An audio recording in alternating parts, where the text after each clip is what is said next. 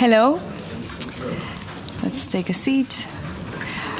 We're a bit delayed, but good morning, everyone, and welcome to this high-level event organized by the Socialist and Democrat Group of the European Parliament, Cultivating Tomorrow, the Post-2027 CAP, and the Future of Agriculture and Food. My name is Sofia Sanchez Manzanaro. I'm an agri-food journalist at Euractiv, and I will be guiding you throughout this discussion. You have this morning interpretation in English, French, Italian, and also Spanish, even though it's not in the program, but just choose your preferred language. So I'm going to start very quickly, so we have time to hear and have engaging discussions today on the CAP. So I'm going to give the floor to Irache García Pérez, the president of the S&D Group. Irache, adelante. Thank you. Gracias. Comisario Hansen, representantes de las organizaciones agrarias, compañeros y compañeras, bienvenidos. Hoy abrimos esta conferencia con una convicción profunda, y es que el futuro de la Unión Europea pasa por el futuro de la agricultura. Y ese futuro no puede construirse sin escucharlos, sin dialogar, sin reconocer la magnitud del desafío que tenemos por delante. Y por eso estamos aquí, para tener algo más que una discusión técnica. Estamos aquí para definir lo que denominamos un nuevo contrato social entre la Unión Europea y quienes la alimentan.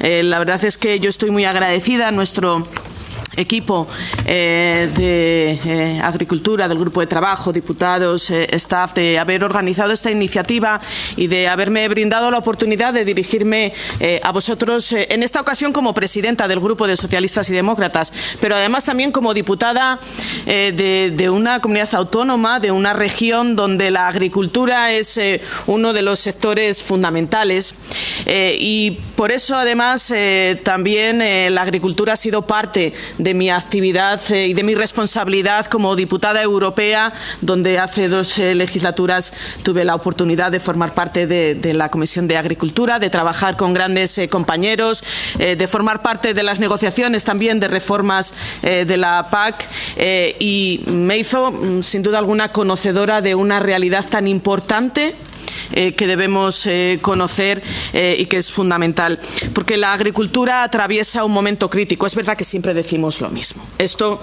tenemos que reconocerlo entre nosotros, pero evidentemente la agricultura al final es un sector muy dinámico y que se mueve también por determinadas circunstancias y situaciones que en cada momento le hacen definir, ¿no?, cuáles son esos retos.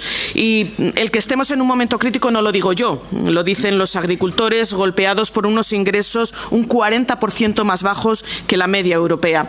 Lo dicen las cooperativas, que lidian con la volatilidad del mercado. Lo dicen los jóvenes que quieren incorporarse al campo, pero encuentran muchísimas barreras. Lo dicen quienes trabajan en nuestro campo y esperan condiciones laborales dignas. Y lo dicen también las familias que luchan contra la inflación de los alimentos. La verdad es que es una cuestión que evidencia la necesidad que tenemos, por lo tanto, de fijar nuestra acción en este sentido. Y lo dice también, no nos olvidemos, un planeta que nos exige a todos y a todas responsabilidad. Y al mismo tiempo vivimos un contexto global que multiplica las presiones. Guerras, inestabilidad geopolítica, tensiones comerciales, desigualdades crecientes y los impactos acelerados del cambio climático y la pérdida de biodiversidad. Y la agricultura se encuentra hoy en el epicentro de todas estas crisis. La política agrícola común es hoy el reflejo de los desafíos más profundos que tenemos en este tiempo.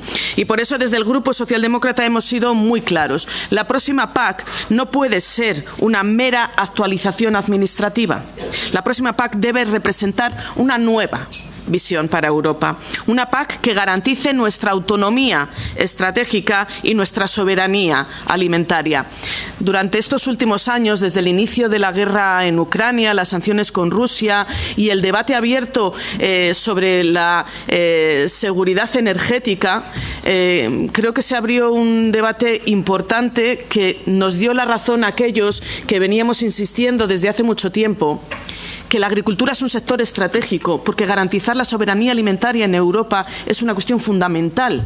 Y si no, pongámonos en un escenario en el que, como nos ha pasado con la energía, tuviéramos una Europa donde no fuéramos capaces de poner a disposición de los ciudadanos alimentos. Pongámonos en ese escenario y entenderemos perfectamente por qué es fundamental garantizar el futuro del sector agrícola y ganadero como un sector estratégico de la Unión.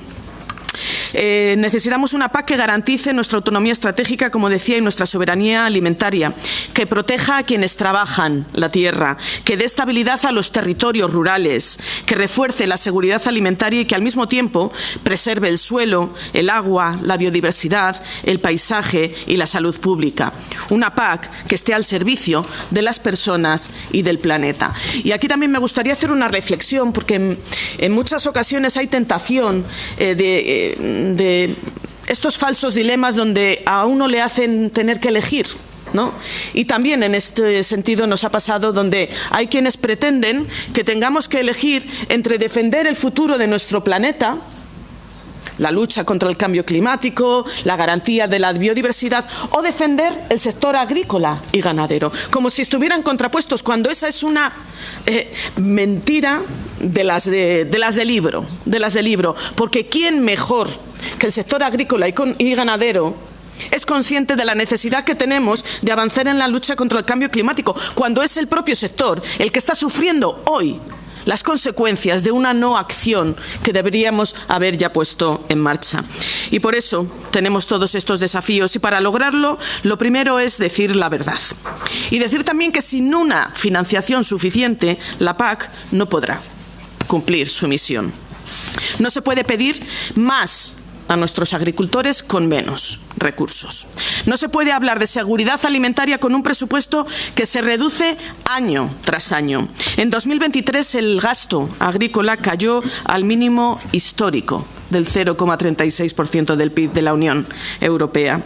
Mientras tanto, los desastres climáticos han costado ya 650.000 millones de euros desde 1980. Y aún hay quien cree que podemos seguir haciendo más con menos. Que nadie se engañe. La Unión Europea no se construye con trucos contables, ni con malabares de presupuestos. La Unión Europea se construye con una visión, con voluntad política. Y por eso las negociaciones sobre el próximo marco financiero plurianual, quiero ser muy clara, el Grupo de Socialistas y Demócratas vamos a defender una PAC fuerte. Una PAC con dos pilares, con un presupuesto sólido y con una financiación segura frente a la inflación. Y también defenderemos una PAC que siga siendo una política común, no una suma dispersa de decisiones nacionales, porque fragmentar la PAC es fragmentar la Unión Europea. Permítanme también añadir un mensaje que creo que es importante. La semana pasada, con el non-paper que la Comisión Europea presentó para intentar resolver dudas que habíamos planteado sobre este marco financiero, hubo voces que planteaban que era un paso importante y que con esto ya nos podíamos dar por satisfechos, sobre todo voces dentro del Partido Popular Europeo, el señor Manfred Weber, la señora Metsola. Y yo quiero decir una cosa clara: el Grupo de Socialistas y Demócratas no se da por satisfecho. No se da por satisfecho con un documento que plantea de alguna manera algunas cuestiones, evidentemente de las que somos conscientes que existe una preocupación, pero en lo que queremos realmente trabajar para garantizar la certidumbre del sector. La certidumbre del sector, que es tan fundamental en esto. Y espero, señor Hansen, espero, comisario Hansen, que en estas negociaciones que tenemos ahora que abrir sobre el marco presupuestario también se sea consciente, yo sé que usted lo es, de que necesitamos todavía afinar muchísimo una música que a día de hoy a algunos no nos suena bien. Pero somos conscientes de la responsabilidad que tenemos y por eso nos sentaremos a negociar. Pero en ese sentarse a negociar supone que vamos a poner también nuestras condiciones encima de la mesa para aceptar un marco financiero donde no se permita el recorte de políticas fundamentales, como en este caso es la política agrícola común.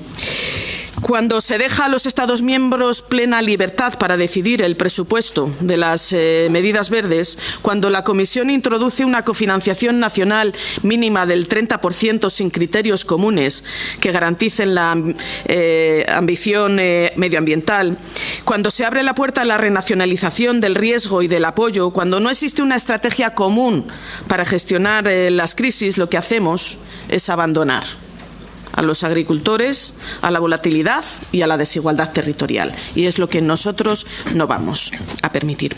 Por eso pedimos herramientas nuevas, un mecanismo europeo de reaseguro agrícola que dé estabilidad ante los choques climáticos y geopolíticos, una política de gestión de riesgos verdaderamente común y un marco regulatorio que no deje a ningún país, a ningún territorio y a ningún agricultor a su suerte. Y también queremos un instrumento clave, un fondo de transición justa para la agricultura, fuera del presupuesto de la PAC, para financiar inversiones, una modernización sostenible, la digitalización y la adaptación climática. Porque no puede haber una transición justa si se deja atrás precisamente a quienes nos alimentan. En definitiva, pedimos más Europa, no menos. Una Europa que proteja, no que abandone. Una Europa que acompañe, no que divida. Y este no es un eslogan, sino que es un deber histórico, una responsabilidad que asumimos en primera persona desde el Grupo de Socialistas y Demócratas. Y por eso estamos aquí, porque la pregunta no es cómo ajustar la PAC al presupuesto, sino cómo ajustar el presupuesto al futuro que queremos para Europa. Y ese futuro exige una agricultura fuerte, preparada para el cambio climático, justa para quienes trabajan en ella y capaz de ofrecer alimentos sanos, asequibles y de calidad. Y el Grupo Socialdemócrata lo tiene claro, defender a los agricultores no es mirar al pasado. También este es otro de los falsos dilemas, ¿no?, que hemos planteado ahora en el debate sobre el marco financiero, como si la defensa de las políticas tradicionales significara pasado y contraponer eso frente a las nuevas medidas. Defender la política agrícola común, defender a los agricultores europeos no es mirar al pasado, es mirar al futuro con más esperanza de la que hoy tenemos. Amigos y amigas, el futuro de la agricultura europea se decide aquí y ahora. Vosotros lo sabéis mejor que nadie. Y la familia socialdemócrata va a trabajar y no os va a fallar. No vamos a fallar a las familias que viven de la agricultura, ni a los jóvenes que quieren quedarse en el campo, ni a los trabajadores que garantizan cada cosecha, ni a la ciudadanía que espera alimentos seguros, asequibles y sostenibles. Y también quiero que sean testigos de nuestro compromiso. Cada vez que alguien intente debilitar la PAC, nos encontrará enfrente. Cada vez que alguien intente enfrentar a los agricultores con los ecologistas, nos encontrará construyendo puentes. Y cada vez que alguien intente dividir nuestra unión, nos encontrarán defendiendo una PAC fuerte, justa y profundamente europea. Muchas gracias.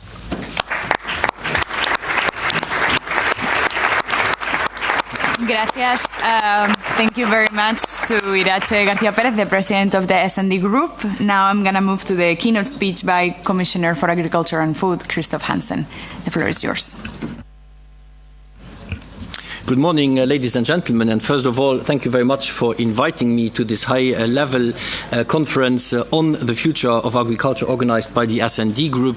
I meet more regularly with some of the colleagues, with Dario, with Christina, with Eric in the Agriculture Committee, but I think it's as well good to open a little bit the spectrum and to discuss about the future of our agriculture, the challenges and the way to get there as well. And I can confirm as well to the audience, President, that I knew you way before you were president of the S&D Group. Back in time, I was an assistant here in the European Parliament working for Astrid Lulling. Maybe some of you remember her.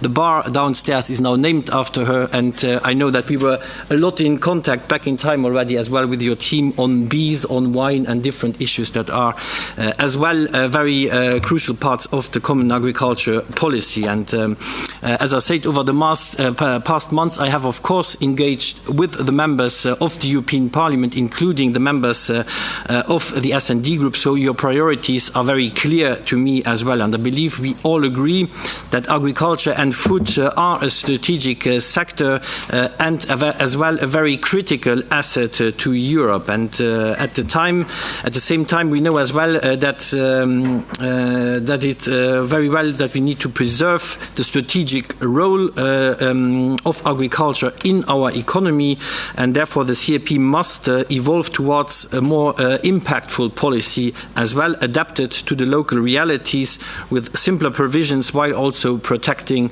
the income of those farmers most in need. And I believe this aspect of the food security as well is a very important one, because we see that at the global level, at the geopolitical level, we are challenged on the food production. We are challenged with the import taxes by the US, for example, and therefore it is very important that we engage as well to find solutions for that. So I think that is a very important one, and we need to be independent in a way when it comes to food production, because I always say you can't build a continent on an empty stomach, and I think this is more true than ever. It was the founding idea because this continent was starving after the Second World War, and we needed to increase significantly the production, and I think this is something that is more true than ever. And I also know that your first concern, and you mentioned it, is the budget, the support for our European farmers. And indeed, I have to say, comparisons with the current budget are not so straightforward, because the MFS structure has, of course, changed, and today we are speaking of a guaranteed minimum income and this is inside of a larger package that could be mobilized to benefit directly and indirectly rural and farming communities if used in the necessary synergy. So that minimum is 300 billion euros that are already secured to support farmers' income with tools that contribute to this. And for me, it was very important that the money that gets directly to the farm, so might it be a support in the hectare-based payments in the first pillar, might it be eco schemes, might it be as well tools from the second pillar like the agro-environmental measures, like the on-farm investment and so on. This is the money that gets directly to the farm, and this needs to be secured. For the rest, we have, of course, in addition, 453 billion that are still available, non-ring-fenced, in the national and regional plans for the member states to allocate according to their priorities, including for agriculture and rural areas in that sense. And member states must use, and I think I have to underline this, it is an obligation, this additional budget, to implement measures which are mandatory for all member states as part of the tools for CAP. LEADER is not yet ring-fenced. It is mandatory to do it for the member states. Support to knowledge and innovation remains mandatory. POSEI is in the treaties, remains mandatory. The EU school schemes remain mandatory. And if a member state would dare not to do it, the Commission would not approve the plan. And member states can also use these additional EU resources allocated for each plan to top up funding for tools that support income too, over and beyond the initially ring-fenced funds. And moreover, the Unity safety net worth 6.3 billion will also help farmers manage market crisis. And with this amount, we are doubling the amount of the current crisis reserve, and I think this is very important. I mentioned the geopolitical challenges, but we can as well mention the floods, the droughts, the wildfires, and so on that we are suffering from. But all this is not sufficient, and therefore I'm in close contact as well with the president of the EIB, Nadia Calvino, to find as well, and the president mentioned the need for insurance as well. We need more insurance and reinsurance systems in order to cover the entire production, because currently only 20% of the production is covered by an effective insurance policy. And also there are 40 billion available for agriculture under the Competitiveness Fund and the Horizon, and I think that is very important to mention. And also for the first time a mechanism has as well been proposed to adjust the EU budget annually to cushion against unexpected high inflation, and I believe we have met over the last years these kind of situations with the war of aggression, the Russian war of aggression in Ukraine, the resulting energy crisis and prices and so on. So I think there is a need to be prepared for that as well. And also when it comes to preserving the identity of a common policy with, of course, an increased flexibility for the member states. And I have to say, yesterday I had a discussion as well in the Council with the ministers. The member states are asking more flexibility, but they want as well the commonness. They see that threatened as well. So it is a little bit opposing what the ministers are asking me. More flexibility and more see of a common agriculture policy. That is, of course, a little bit a contradiction. So I think we need to find there good solutions as well. And I want to reassure you that we are preserving the CAP's identity through a number of provisions. And first of all, the new CAP builds on the current CAP strategic plans and remains its common character. And the CAP remains defined by common EU-level objectives and common policy requirements to guarantee the level playing field across the member states. And as proposed by President von der Leyen to President Metsola and Prime Minister Frederiksen last week, to further reinforce the identity and to safeguard this common character, certain provisions enshrined in the regulation on the NRPP could be integrated into the sectorial legislation on the CAP, and I strongly support this. By the way, I was asking this from the very start of the discussion that we had internally as well. And also the involvement of the regional authorities is also a key element of governance underscored by President von der Leyen in her letter to the co-legislators, and it will preserve the well-established role of regions in the CAP implementation. And I have to tell you, I just come back, as I said, from a discussion on the outermost regions, for example, and it is really important that the regions are there to play their role. And then secondly, the CAP's current toolbox remains intact with improved and simplified instruments building on the experience of the current CAP. And I believe we had to do now a simplification package that fortunately went through as well under the guidance of André Rodriguez, who is not in the room now. But I think this is as well the signal that the current agriculture policy is not perfect as well, that we had to simplify in that manner. And I know that you have as well asked for the two pillars to remain, and I want to reassure you all the instruments of the current two pillars are there, often simplified to reduce administrative burdens and allow member states to better adapt the tools to the local reality. And Maria Panayotou, she will speak to you afterwards by video message. And I have to tell you, I traveled in the same week to Sweden and to Cyprus, and I can tell you this is not. This is why we need to be more adaptive, because as well different tools are working maybe in Sweden, but they will not be working in Cyprus. And therefore, the instruments of the second pillar will continue to be part of the CAP, and they will continue to be supported. And in 2024, the CAP contributed to the creation of 200,000 jobs and about 2,500 rural businesses. And being under the same programming instrument, member states will have access to a wider budget to support investments in rural areas, such as connectivity, infrastructure, and essential services, which are crucial for farmers, businesses, and families. And to ensure continuity of investments in rural areas, the Commission is now as well proposing a spending rural target which amounts to at least 10% of the NRP plans envelope outside the ring-fenced amounts for the CAP and the fishery policy. And so 10%, a minimum out of this 453 billion additionally loans, so you can calculate how much this already represents. And the proposals respond to a strong call, and I know I can count as well on your support for a fairer and more targeted income support system and for promoting fairness across the member states. And the new system features a digressive area-based income support, which targets support to those most at need. And to ensure fairness and equity, the new CAP includes measures such as obligatory digressivity and a cap on the total annual payments per farmer under the new digressive payment. We had as well the controversial discussion yesterday in the Council. Some countries are concerned that their bigger farms would be damaged, but I always say if money is capped or the digressivity, the money remains in the member state. It's not going to another common pot, so the member state will be able to use it to better target it for the farmers most at need.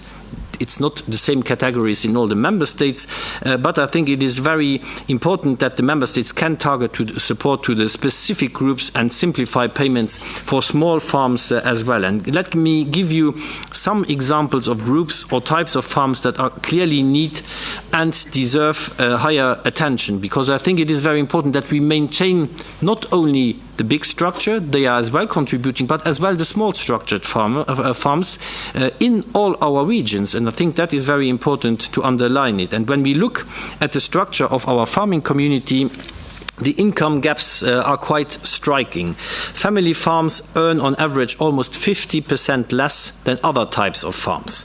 Young farmers also face a disadvantage. Their average income is 14% lower than that of farmers between 40 and 60 years of age. And we see similar disparities for women.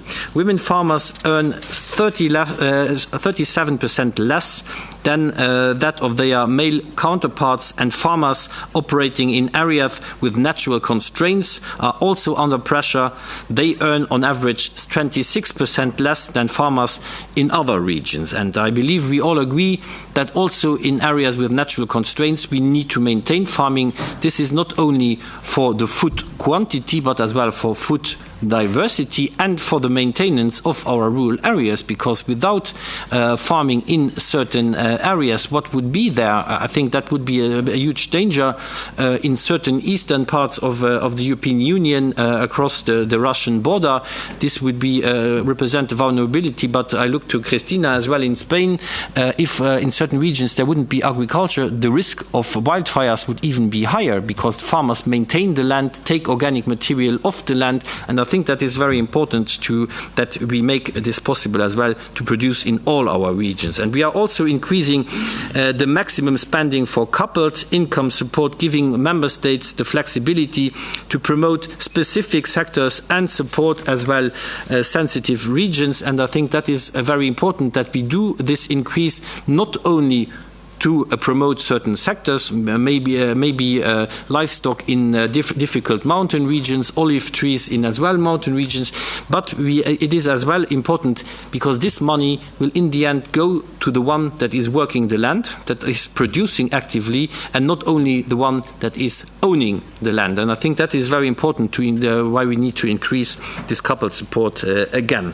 And also, when it comes to the quality of working conditions, I believe the CAP stands for good workers' conditions in farming, and the CAP remains the current system of safeguards for fair working conditions on farm as a condition for receiving public support. And the CAP enhances social inclusion and gender equality, improving the position of women in farming and creating enabling conditions for their inclusions in the rural economy. And under the CAP 2023 to 2027, for the first time in the policy, women farmers can benefit from enhanced support across different funding mechanisms. And the CAP goes beyond mere compliance with social standards by offering a range of measures to promote social sustainability, and this includes, for example, advice and the new farm relief services for farmers during periods of needs, essential for supporting farmers' mental health as well and promoting a better life-work balance. And this is, for example, the case, and I always mentioned it in different discussions. When I traveled to Sweden, I met a young female farmer, which is, by the way, a member of SEJA as well, and she told me, in my region I have to choose either kids or cows. And I asked, why do you say that? Well, the next childcare facility is 1 hour drive away, so she would be obliged to drive 1 hour in the morning, 1 hour back, and the same procedure in the evening, 4 hours a day. That is not compatible with the work on the farm, and therefore we need to have this done. I said mental health, farmers that are constantly working 365 days a year without any holidays, and most of them don't have holidays, or you don't have time to take care of your child when it's sick.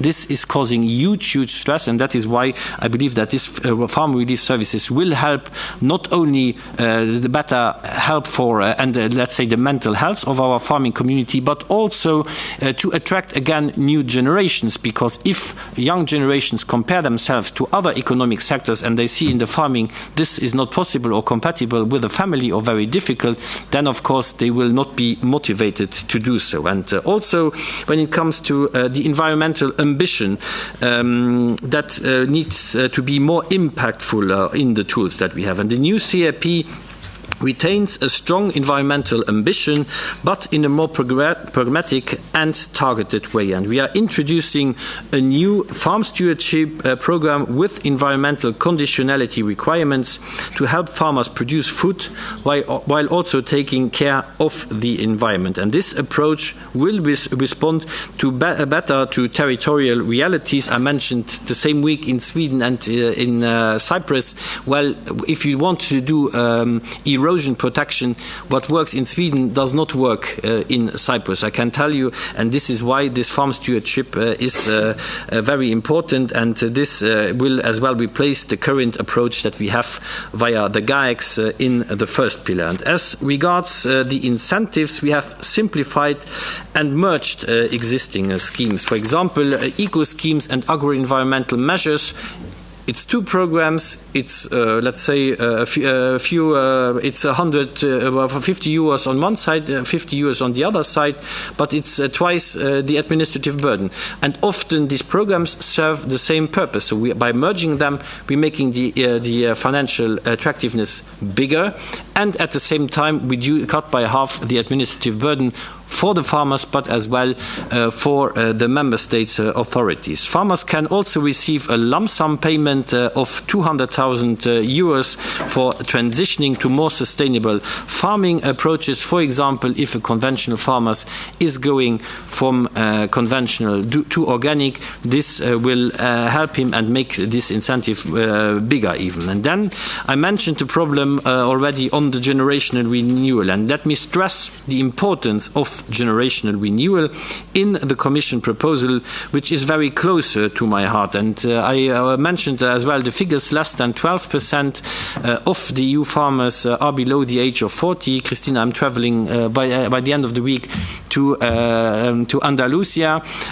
In Spain, it's less than 8% of farmers below the age of 40, and the average is of 59. So I think it's really a challenge if we want to ensure food security, to bring these numbers to a more safe haven again. And under the new CAP, each member state will develop a tailored strategy, while national strategic plans will offer a real starter pack to help young farmers enter the profession and ensure succession and renewal. And the CAP's support for young farmers is closely linked to the strategy on generation renewal that was adopted on the 21st of October. But we can't conclude without talking about food. Food security, a strategic asset in preserving EU stability and prosperity, depends on both supply and demand. And on the supply side, the CAP provides support for farmers to help continue producing. And on the demand side, the vision outlines critical steps for future agriculture and food security during this mandate. For example, the Commission will organize next year a food dialogue with the food system actors, including consumers, primary producers, industry, retailers, public authorities, and civil society. And in conclusion, I would like to emphasize that the policy choice in our proposal is very clear. It emphasizes the recognition for the crucial role of farmers in ensuring food security and sovereignty. And the vision sets a clear direction for the sector, and it is essential that we work together to translate this vision into concrete actions. And the new CAP follows the direction of travel established by the vision. We are committed to ensuring that the CAP continues to support European farmers in a more effective way. And in line with the S&D's vision, our proposal will ensure that the CAP is equipped with the necessary tools and budget to support European farmers, ensures food security and safety, revitalizes rural areas, and safeguards the environment while forging the resilience of the whole agriculture sector and rural communities. And let's continue the dialogue and to work together to prioritize the competitiveness and sustainability of the European agriculture. We need to give a future to the sector for the various reasons that I have mentioned. I also always say this is the beginning of a discussion. It's not a sprint. It is a marathon, so I think we are not there yet. I hear as well the clear messages from the S&D Group, and there is a lot of work ahead of us to get things right, to make this policy fit for the future, fit for the next generation, and fit for food security in Europe. And I count on your constructive input as well to this common challenge. Thank you very much.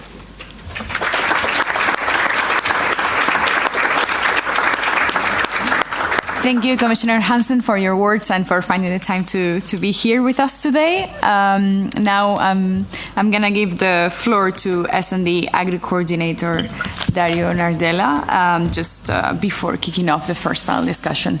Thank you. Thank you very much. Dear friends, dear colleagues, first of all, I would like to thank Irace and Christophe for their speech and introduction, and also the Secretariat of our group for organizing this important high-level conference. It's a real pleasure and a great honor to open this high-level event on the Post-2027 CAP and the future of agriculture and food. And allow me to thank and welcome the Tuscan Mayor's delegation who is convening today in our meeting. Especially in the times of change we are living in, we are here to discuss one of the most important and perhaps one of the oldest and the most emblematic European policies, the Common Agriculture Policy. And we will do so from the perspective of Socialists and Democrats in the European Parliament. For us, this is not just about farming. It is about food, it is about people, it's about fairness. And farmers feed Europe and beyond. They work our land and maintain our rural areas alive and vibrant. Yet, too many are struggling with low incomes and unfair burden. This is unacceptable. Agriculture is the foundation of our present and the cornerstone of our future. Without farmers, without rural communities, there is no food security, no social cohesion, and honestly, as Irace said, no European Union as we have known it for decades. That is why we, as S&D Group, believe and fight for a strong, fair and sustainable CAP. We are at a pivotal moment. The proposal from the European Commission, together with the recent proposals for amendments put forward to this Parliament, represents a turning point in the history of the European Union. At a time when farmers are struggling and families are paying more for food, the Commission is proposing cuts of over 20% to the funds. This means less support for quality and healthy food and ultimately a blow to European citizens themselves. And let's be clear. While the overall European budget will grow to 2 trillion euros, only 14% would go to agriculture compared to 30% in the past.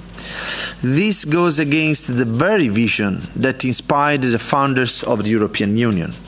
This cut comes at a time when the outlook for the sector is far from positive. So we appreciate the effort of European Commissioner Hansen, but the new proposal put forward by the Commission still creates confusion in governance, impacting accountability and transparency. It reduced the budget available for farmers and the rural areas, and it destroys a system that has worked for decades. We, the Socialists and Democrats, unlike the Commission, believe that, first of all, CAP is not a national policy. It is called the Common Agricultural Policy for a reason. We firmly reject merging the CAP into one single fund together with cohesion funds. This will centralize resources and create a direct competition between regional and local elected leaders and farmers. On top of that, we risk having 27 different agricultural policies instead of one, which means more inequality between member states, between regions and farmers. The CAP is one of the few truly shared instruments of European solidarity, and we strongly stay behind it. Second, CAP is not up to renationalization. We oppose the dismantling of the two-pillar structures and remain committed to its integrity, as it guarantees predictability and commonality. The separation between the direct income support envelope and the rural development one guarantees coherence. The last thing our farmers need is to add one more layer of instability to their already uncertain work. Third point, CAP is not for sale. We do not accept bargaining down the CAP budget. How can we ask farmers to feed us and to deliver the green transition, invest in new technologies, and face rising production costs while simultaneously cutting the budget? European agriculture cannot be expected to transition successfully without adequate and predictable resources. Therefore, we call for increased financing aligned with our strategic needs and climate goals. And the fourth, CAP is not CAP without involvement of local and regional authorities. The idea of single integrated national and regional partnership plans can translate in practice in sidelining the local and regional authorities. In other words, those who know better their territories. We cannot accept centralization as an automatic synonym for simplification. We know that we need simplification, but simplification is not deregulation and it is not centralization. Our vision for a common agricultural policy stands in direct opposition to the proposal that is on the table right now. Why? Well, to start with, we are the Socialists and Democrats, meaning that our priority is and will always be to protect and defend workers. Therefore, it will not come as a surprise to her that we propose a true social pact for farmers, workers, consumers, and the rural areas. Because this policy is not just an economic tool.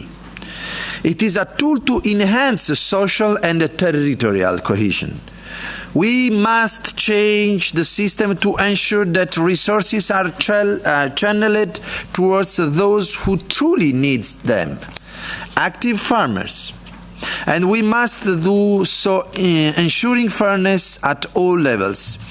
This means applying mandatory capping on direct payments and increasing degressivity, because public money must serve the public good. Prioritizing support for small and medium-sized farms, family farms, young farmers, and women farmers. Because without them, there is no sustainable foreseeable future in our rural areas. Embedding social conditionality across all CAP instruments, the S&D Group will continue to fight to guarantee decent working conditions, safe workplaces, and fair wages for all agricultural workers. Securing a dedicated just transition fund for agriculture, as well as a reinforced crisis reserve. Because when we say that nobody must be left behind, we really mean it. Strengthening our market tools to protect our farmers against unfair trading practices and price volatility in the supply chain.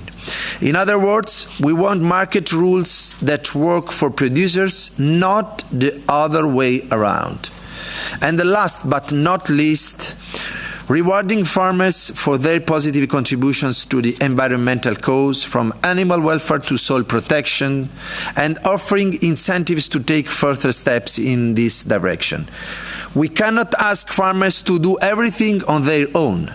We must accompany them, create a trust-based partnership with financial support, training, and advice.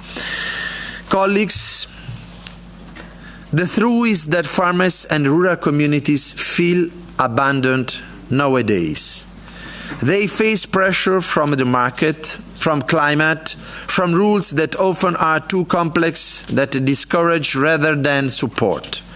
We must show them that the socialists and Democrats are on their side, that we understand and share their worries, propose them realistic solutions, and that we are ready to fight for them. We ask our allies in this House to stand with us without subordinating the interests and needs of farmers to political games. We want to be very clear on that. 10 million European farmers would not forgive us for it.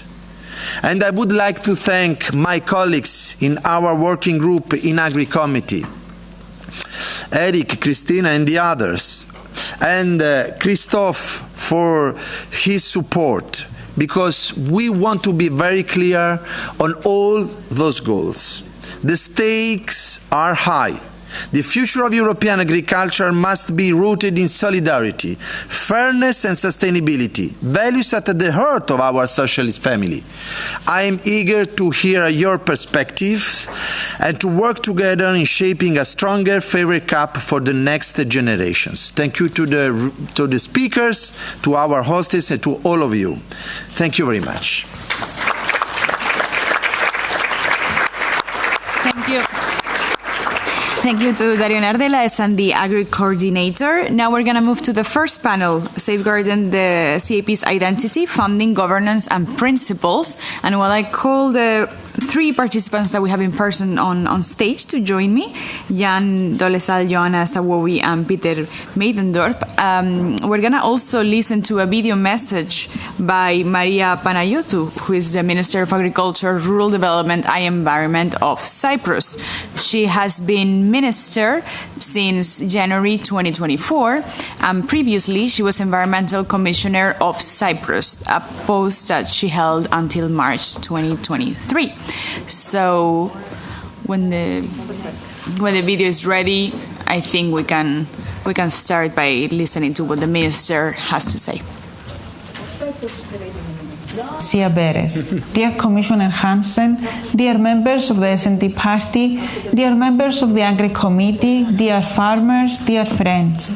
Let me congratulate the S&D Party for organizing this very useful discussion on the future of CAP after 2027 and the future of agriculture and food. Unfortunately, my obligations as the Minister for Environment does not allow me to attend this event in person, and I would like to thank the organizers for providing me the opportunity to share with you our views through this message. As we discuss the future of the Common Agriculture Policy, I would like to begin with a phrase that was recently mentioned at the Council of Agriculture Ministers. If the CAP did not exist, under the current circumstances, we would have to invent it. This phrase captures the importance of the CAP today. It also reflects the spirit of the joint letter signed by 20 agriculture ministers, in which we called for a strong, adequately funded and well-functioning two-pillar CAP. Agriculture is one of strategic importance for the Union, and we must all join forces to provide a sufficient legislative framework, adequately funded, with clear goals, providing predictability and stability to our farmers and rural communities. We acknowledge the efforts of the European Commission to preserve the key features of the Common Agriculture Policy through measures aimed at supporting our farmers. However, the Commission's proposal to change the architecture of the CAP and to merge its funding into a single fund have triggered serious reactions from the majority of Member States. There have also been strong disagreements with these proposals from the European Parliament and farmers' organizations across the Union. The new approach ahead of us requires a true marathon of negotiations which must lead to positive and tangible results for our farmers. In this marathon of negotiations, the upcoming Cypriot presidency will strive to act as an honest broker both among the member states and between the institutions of the European Union. We intend to establish a close cooperation with all member states and all political groups of the European Parliament in order to achieve our common goals. The Cyprus presidency, during an era of climate change, biodiversity loss and geopolitical instability, will focus on the improvement of the competitiveness, sustainability and attractiveness of European agriculture. Among our key priorities is to continue the negotiations of the proposed CAP package for the next programming period and facilitate a result-oriented and constructive dialogue that will enable the achievement of common landing zones between member states and institutions. We will also try to advance the discussions on the proposal of the Common Markets Organization, providing a robust and adaptive legislative response to farmers' challenges for the next programming period. Our aim is to achieve a new CAP legislative framework that is simplified, innovative and strong, that safeguards the position of farmers in the food supply chain, provides incentives for achieving EU's climate and environmental goals, strengthens the sustainability of rural areas and food production within the Union, provides modern and adequate crisis management instruments, promotes generation renewal in agriculture. Our farmers should be protected from market imbalances through fit-for-purpose measures to safeguard their competitiveness. The Cyprus presidency will place strong emphasis on advancing initiatives that strengthen the position of farmers within the agri-food supply chain. In this context, the presentation of the report on the evaluation of the Unfair Trading Practices Directive provides an important opportunity to assess the effectiveness of existing tools and to identify possible improvements to ensure a resilient agri-food supply chain. With your cooperation, we will work to promote measures that ensure fairer value distribution, strengthen their position in the food supply chain and their negotiating capacity, improve producers' adaptivity to market and climate-related challenges, and support innovation, competitiveness, and generation renewal in rural areas. My team and I have carefully studied the position paper on the Post-2027 Common Agricultural Policy recently published by the S&D Party. Let me say that your concerns are very much our own, both as a member state and as the upcoming Council presidency. Your vision for the future CAP is ambitious, yet at the same time realistic and action-oriented, and we share your commitment to turning these ideas into concrete results for European farmer and rural communities. We need to ensure adequate funding for our farmers, a fair income and a simplified legal framework that will enable producers to continue producing food and supporting Europe's food security. This is why I would like to invite your political family to work hand in hand with the Cypriot presidency so that through genuine and constructive dialogue we can move forward towards a CAP that truly reflects fairness for farmers, farm workers and rural communities alike. Our common goal must be a CAP that ensures a fair income for farmers and decent working conditions for agricultural workers, encourages generation renewal, revitalizes rural economies and societies, and protects nature resources through farming practices that enhance biodiversity and animal welfare. Let me wish you a fruitful discussion and once again thank you for the opportunity to intervene.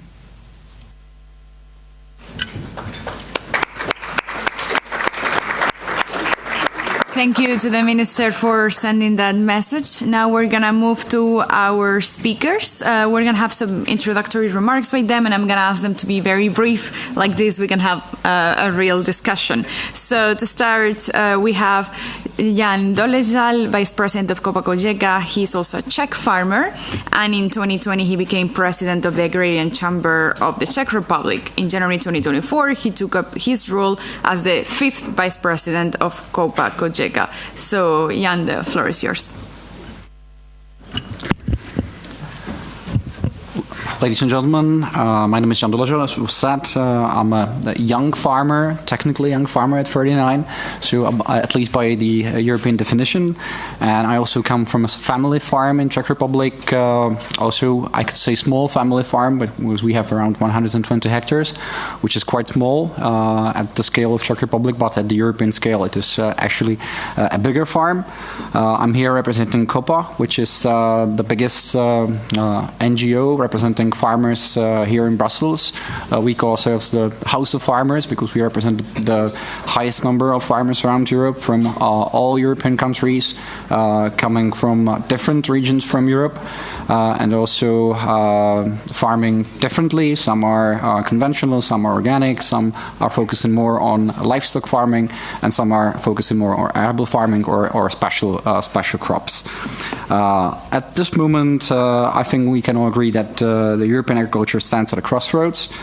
Farmers and agricultural cooperatives face record high energy costs and very, very high inflation on one hand, and on the other hand we see the price of food or agriculture commodities stagnating, which actually affects the income of farmers. We are still at the moment, or we as farmers are still below 60% of the EU average when it comes to the average income, which is also a challenge when it comes to covering the labor costs for our employees.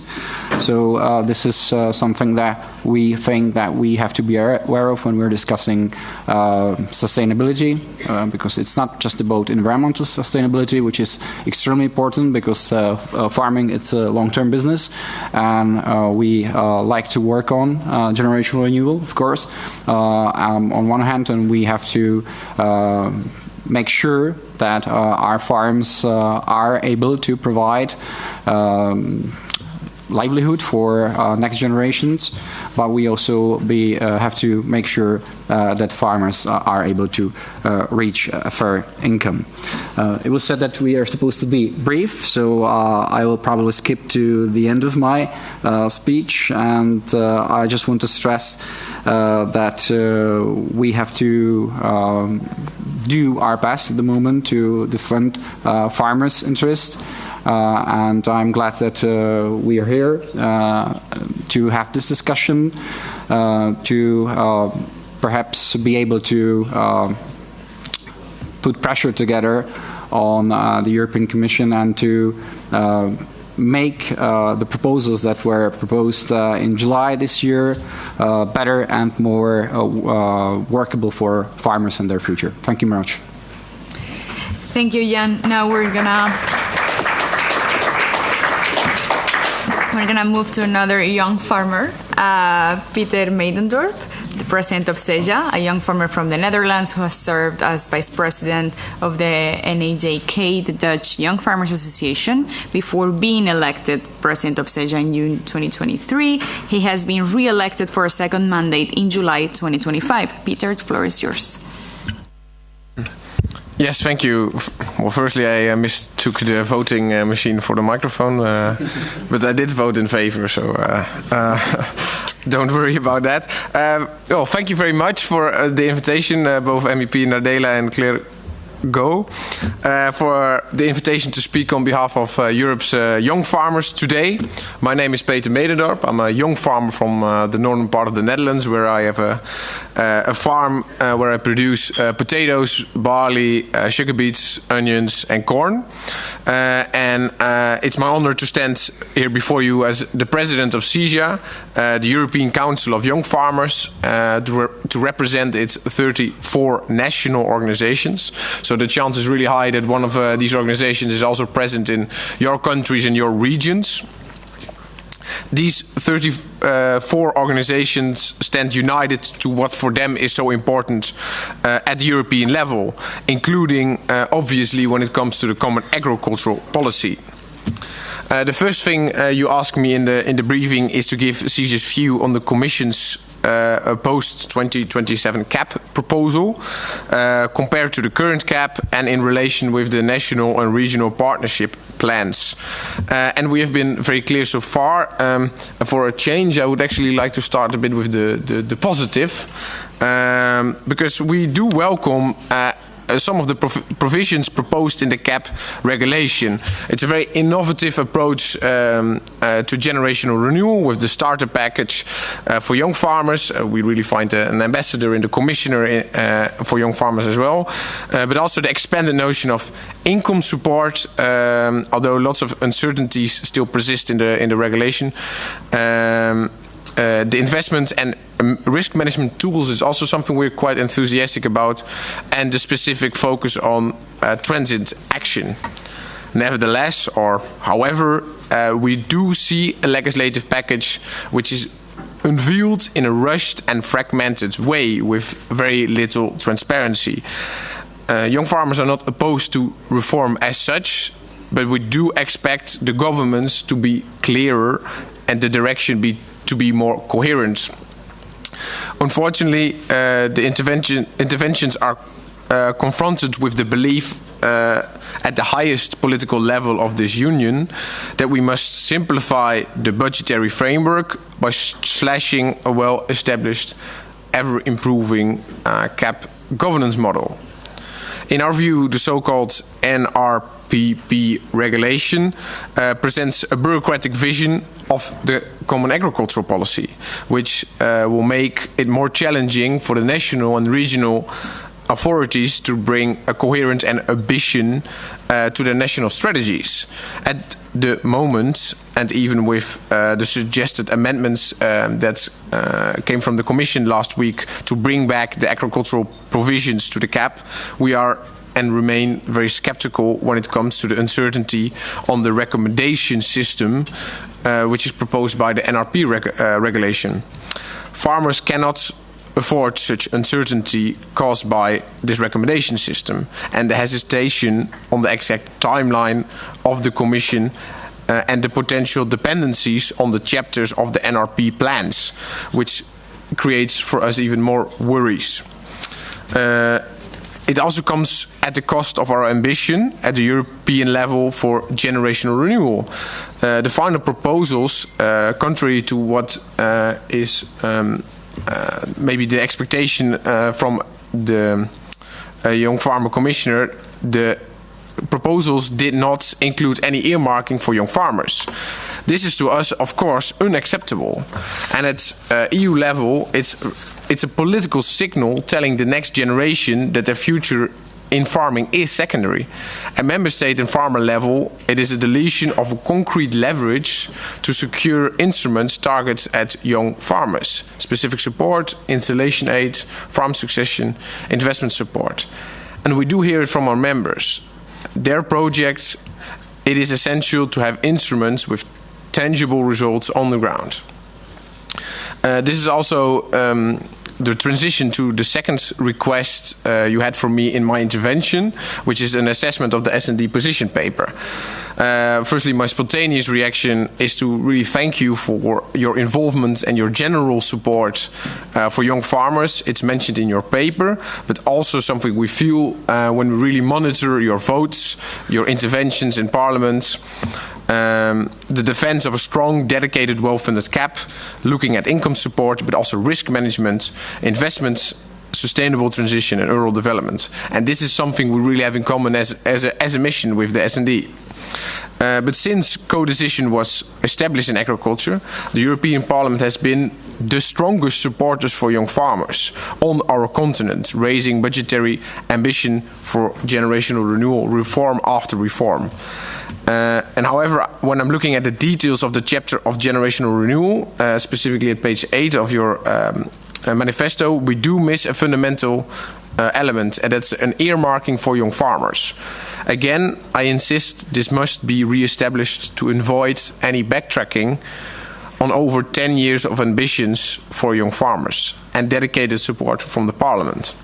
So today I'm calling on you to step up your game, to start work on the amending process, and we count really on you as a young farmer community. Of course, I'm standing ready for any questions that follow after this. Thank you very much for your attention.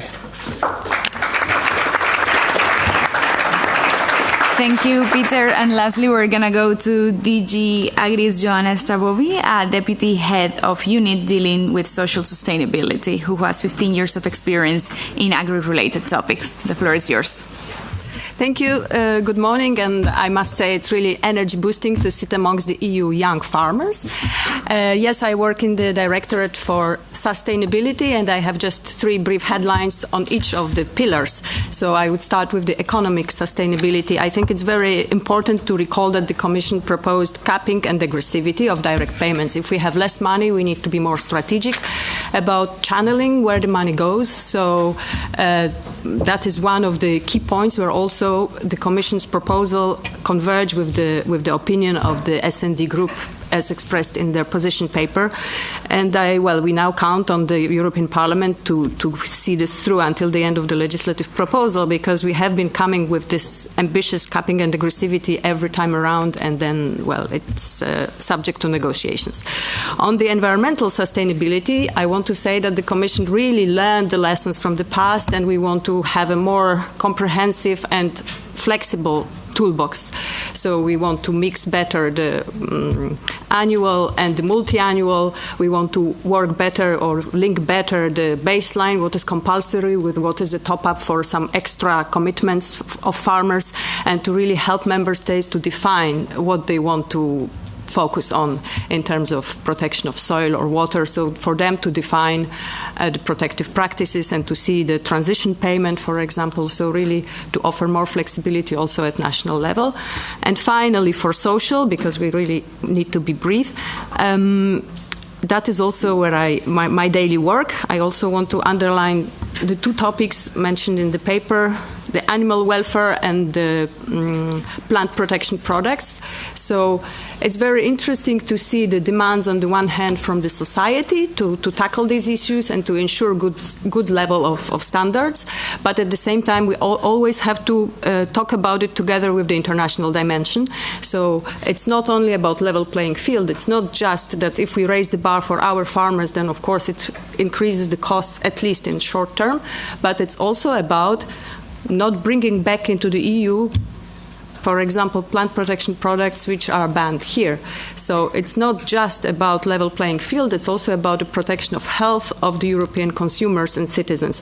These pesticides are banned in Europe for a reason, and they are not less toxic because they are used in a third country, be it even an underdeveloped country. So this is a difficult conversation. We must always keep in mind that there is the need to have this international dimension.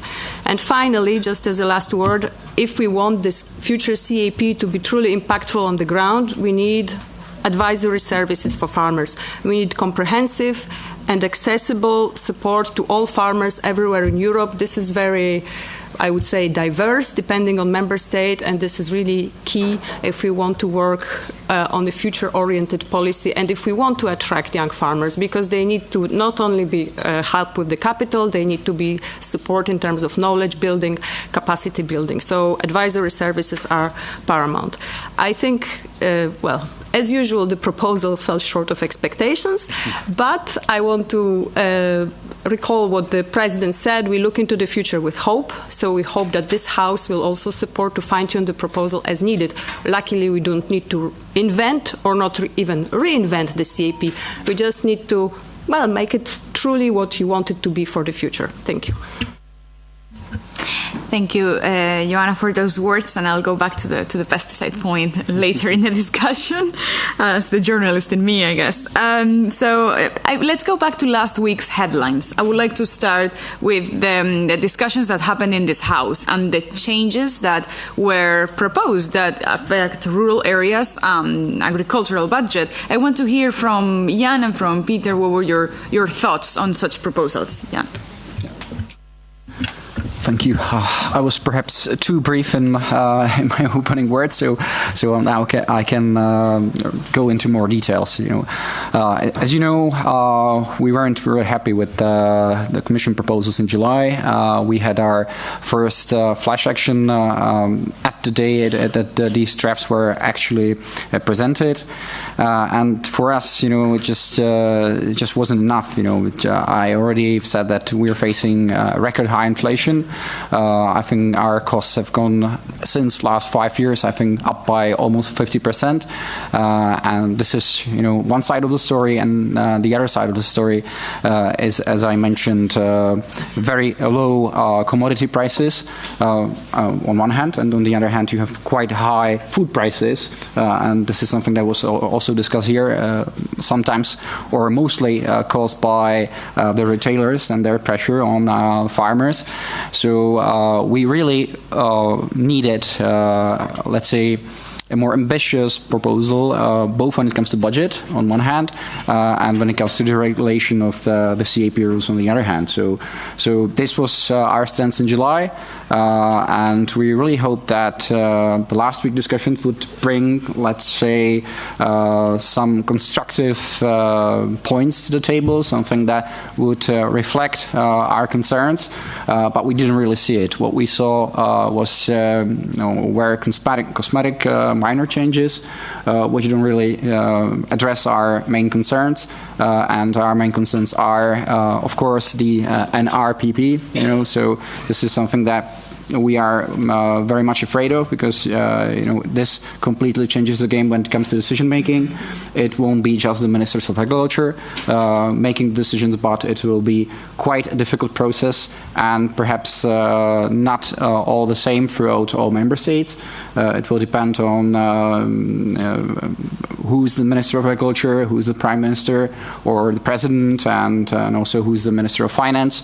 So this is something that we don't think is the move in the right direction, and this wasn't addressed by the European Commission last week, and also we were and are still worried about the overall earmarking for the common agricultural policy, which was addressed, let's say, in a not satisfactory way for us, because we just heard that there's going to be additional 10% for rural development, and this is also, let's face it, not really the money that goes directly to farmers.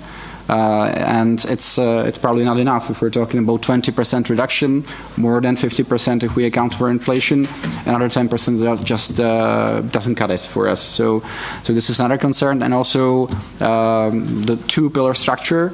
That is quite important for us. It was mentioned by Peter that we need a strong second pillar, which is able to facilitate generational renewal and is able to motivate farmers to perhaps do more for the environment. It is able to support farmers in mountainous areas facing difficulties with climate change and things like that. Also may be able to connect farmers to make them work together, to be able to face the pressure of the retailers. But we didn't get an adequate answer to our critique on not having a strong second pillar. So just to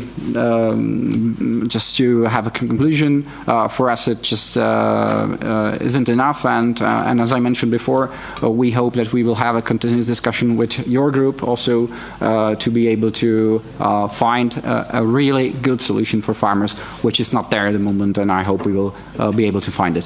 Thank you. I think also the Socialist Group made clear last week that the solution for farmers is not there. So we heard that. Thank you for that. Peter, do you share similar concerns, and do you think there's something that can be done? Which further improvements in a more specific way would you like to see?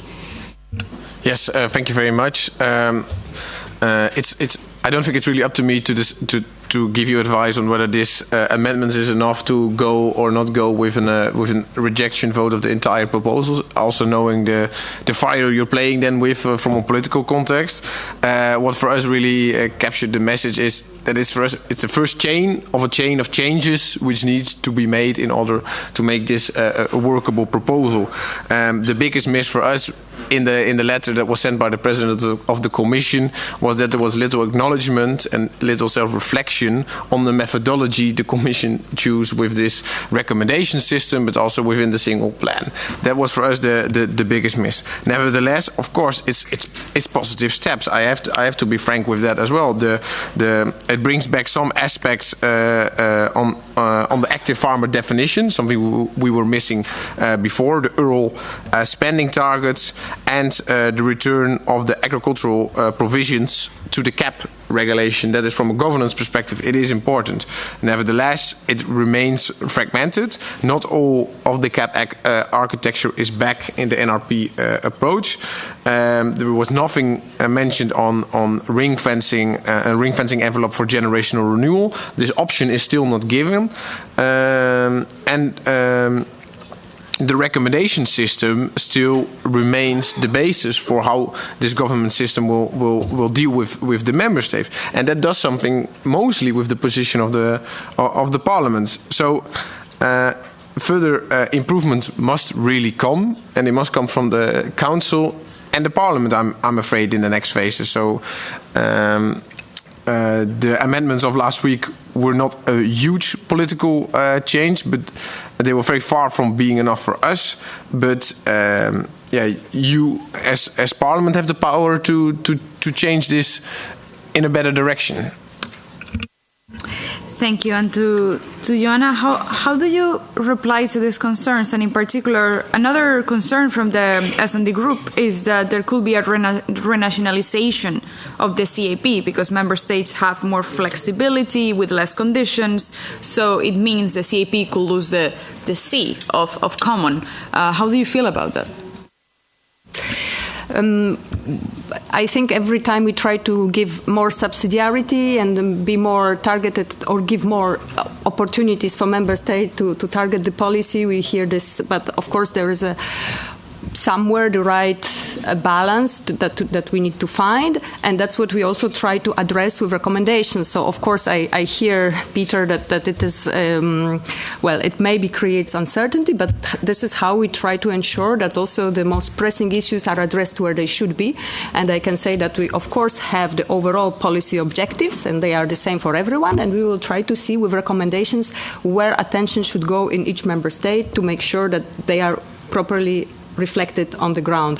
So we try to really strike the right balance between the flexibility and the commonality. Thank you. And what about the lack of a level playing field? Because I've also heard that from member states. When it comes to the green architecture, to sustainability, they are concerned that this can create an uneven situation among them. Is that concern, justified? But I think already the starting points are very different, because if you look at farm structure in member states, if you look at problems that they face, they face different problems, and that's why that's one of the reasons we try to give them more flexibility to be more strategic about addressing their real pressing issues at national level. How to ensure level playing field? Again, I think degressivity and capping, for example, is one of the good tools that I would flag here. So it's also a matter of really finding the solutions at national level, because there are also many differences between farm sizes at national level, and that also needs to be seen at national level. Thank you. Yeah, and going to Czechia, you mentioned that your farm is small for Czechia but big for the European Union. So I'm sure it's one of those member states that is not that keen on capping and aggressivity. It's funny a little bit when we're hearing commissions speak about level playing field and providing flexibility to member states, and then on the other hand we have the same capping for the entire European Union. So it doesn't make sense from our point of view, because we have a different history, we have a different structure, and just not Czech Republic. You can go all around Europe, to Spain, to Germany, to certain parts of Italy, France. It's just you don't have one size fits all capping that would be really fair to all countries and all member states. You also have to look at one thing, and it is the Commission itself is speaking about food security, and especially I would have to draw from the example of Czechia. In some countries, and for example Czechia, you have bigger farms providing food security. We have around 95% of all dairy cows in farms above 500 hectares, which would be very much affected by capping or regressivity. They would be probably more or less cut off. And it's even worse when you look at pig production or pork production, which has declined significantly since the 1990s, and I believe we're right now at 1.3 million pigs, and we used to be at 4 million pigs in 1990. So you have a quite steep decline, and it's making problems even for small farmers, because small farmers usually tend to be focused on simple arable crops such as wheat or barley.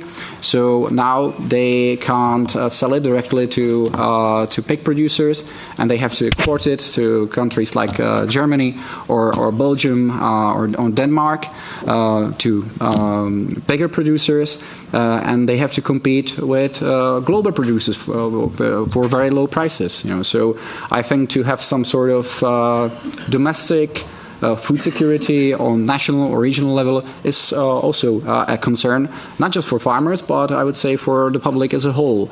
So I don't think capping or regressivity is a good reason, and I already mentioned it. We have to look at the global competitiveness level, because on the other hand, you have Commission finishing up treaties with Mercosur and Ukraine, and these farms are huge. Compared to our farm size, I mentioned 120 hectares is perhaps a big farm on the European level, small farm at Czech level, but it would be dwarfed by the sizes we see in Brazil, Argentina, or Ukraine.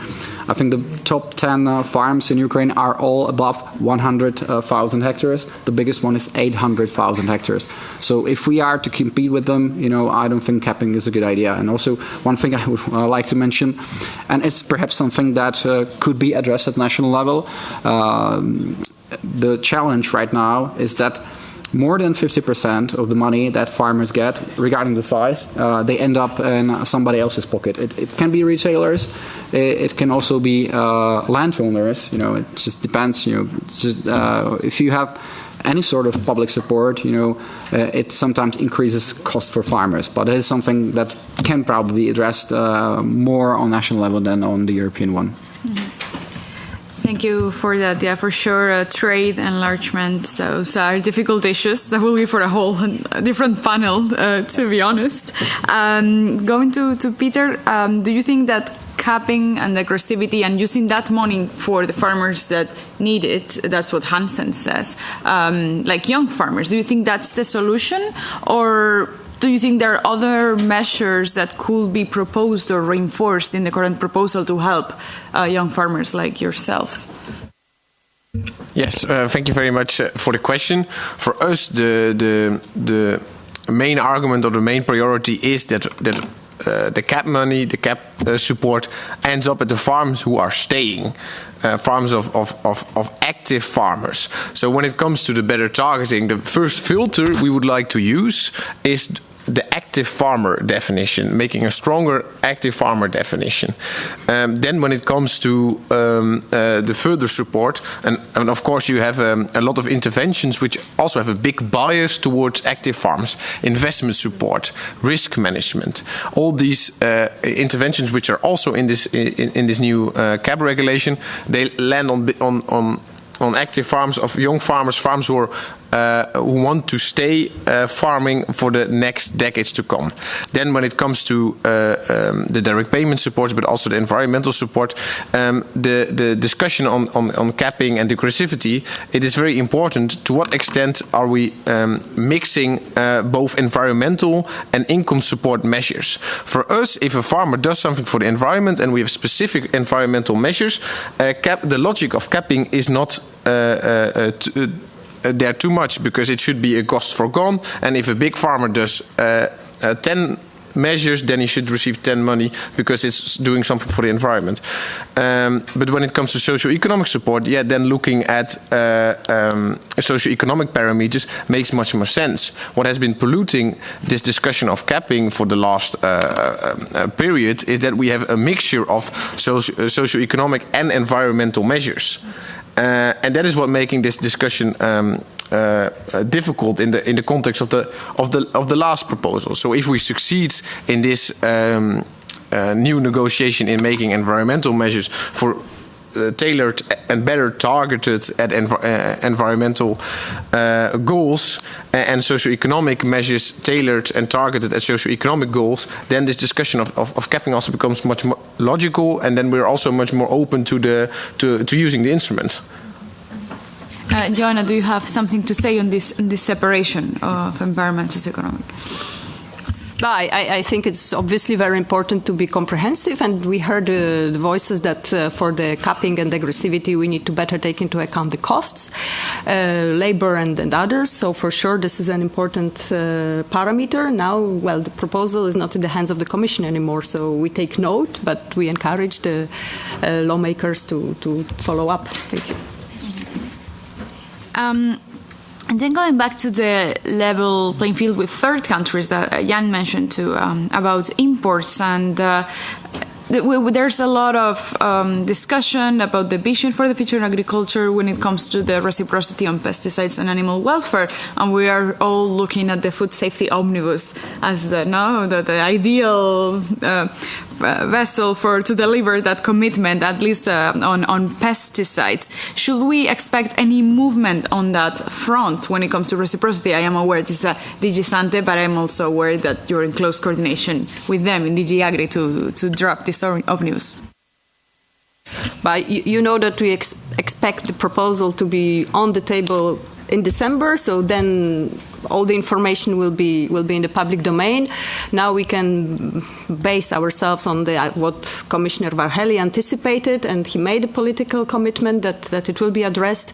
So, still, this is just the starting point. The same like with the CAP. We need to then see how this proposal will be discussed by the co-legislators, and then to see if reciprocity or defending farmers, but also, as I said, consumers, is important enough, or the trade considerations take over the debate. So I think, again, we will have to discuss with different constituencies.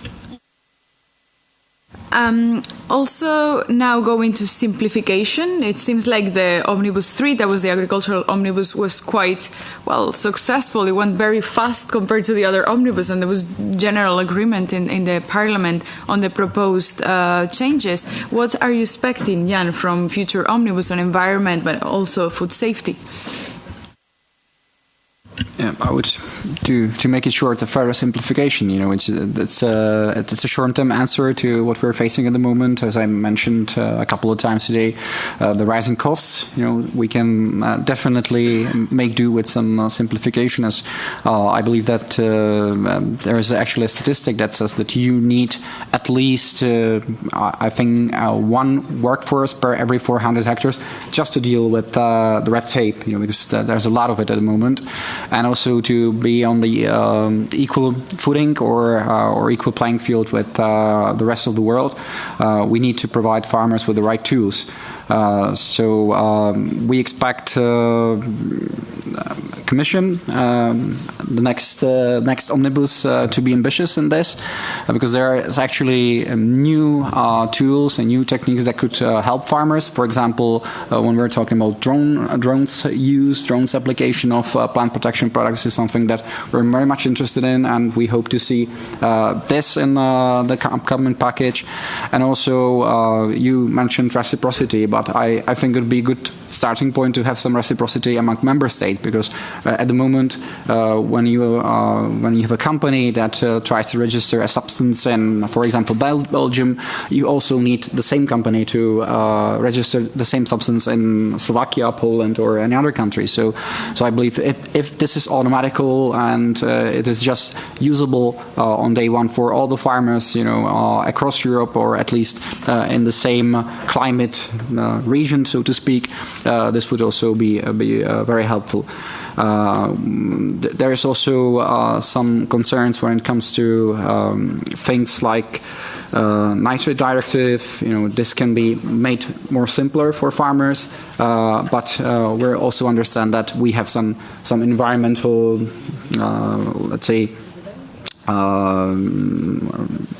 demands on farmers, so we'd like to keep the ambitions, but at the same time make it less costly for farmers to adhere to them. Mm-hmm. Yeah, indeed. Sometimes the line is thin on simplification. Socialists have supported simplification in agriculture, but not, the regulation. So, Peter, where do you think this line should be drawn in coming proposals? Yes, I'm actually quite happy that this question is also on the table.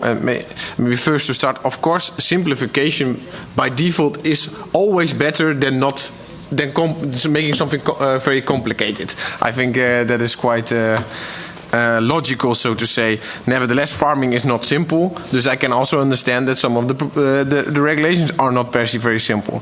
What we as young farmers really miss in this simplification discussion is the honesty that on one hand we have still legally binding environmental goals in the Nitrate Directive, in the Water Framework Directive, in the Habitat Directive, but on the other hand, the measures to meet these goals, we're just simplifying that, but we're doing nothing with the goal. And I'm not saying we should abolish the goal, but as long as you are not helping my generation, my farms to meet the target, then what are we simplifying? To take an example, the Water Framework Directive, the deadline is 2027. We have no idea what happens if member states are not meeting the deadline in 2027. It looks like most member states won't meet it. Does it mean that my farm is going to be sued because I'm not meeting any of these goals? The discussion about simplification without in combination also discussing how are we going to meet goals, what are we going to do with the targets which are in these goals, is in my opinion a dishonest discussion. Mm-hmm. Mm-hmm. That's a very interesting point, clarity on what you have to achieve as well, not only in how. Joanna, any reaction to that?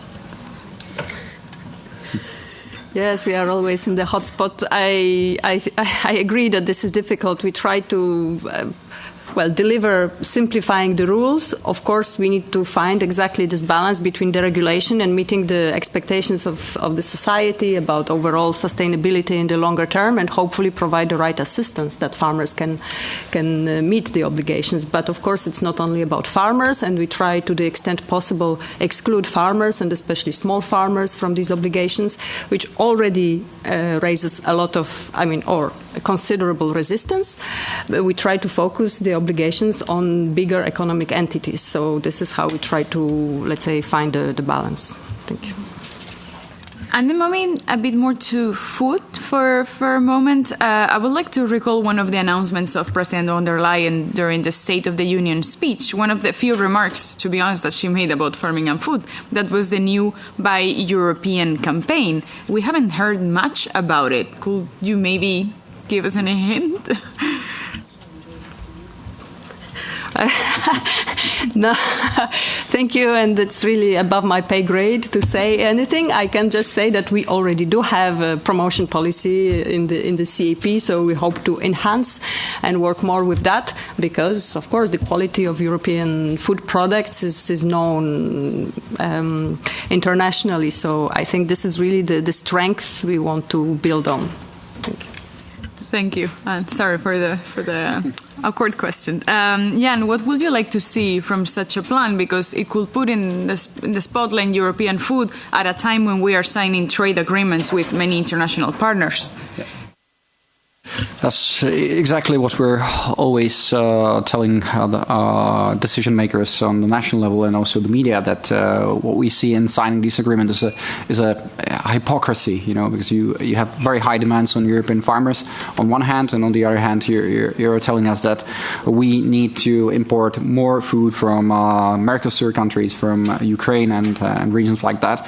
So what we would like to see is a support for a local production, and for this local production to be placed on local markets, not just in retailers, because that's sometimes very hard to do, because they also sometimes prefer bigger partners, so bigger farms. So you have this discussion about capping, but they also like to work more with, let's say, bigger farms, sometimes outside of the EU.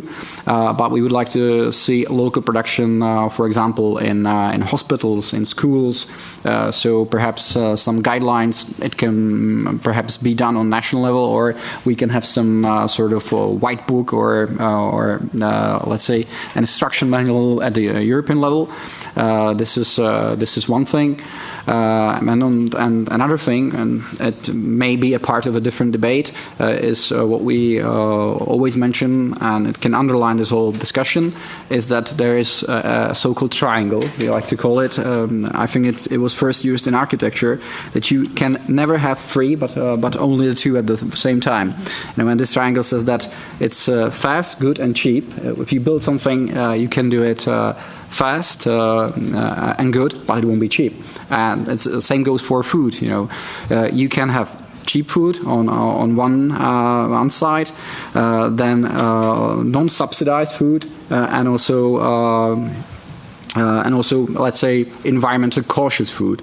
So you can have environmental cautious and subsidized, and then can be cheap for the customer, but you can have it not subsidized, which is something that we're, I think, discussing at the moment. So if we want to still provide quality environmental cautious food for customers or the whole society, not just in the EU, but let's say worldwide, I think that keeping the cap at least the current level, maybe just for inflation, should be our number one priority. Mm-hmm. That's a very nice way to connect those two topics. I think we can give the floor to each of the speakers to close this first panel. So, Peter, if you would like to speak with some final remarks, something that you couldn't share, you didn't get to share.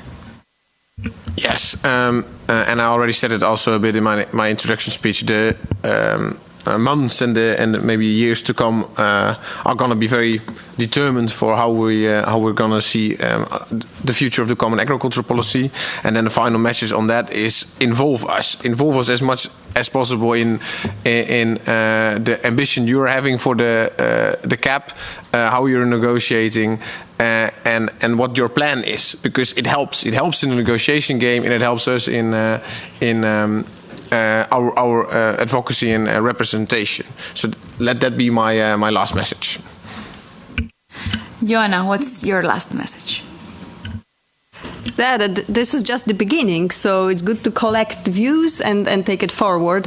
And I think there is a lot of work to be done. So it's good to be open to arguments and to hear each other out. Thank you. And Jan? I think I'm just going to connect on what I said previously.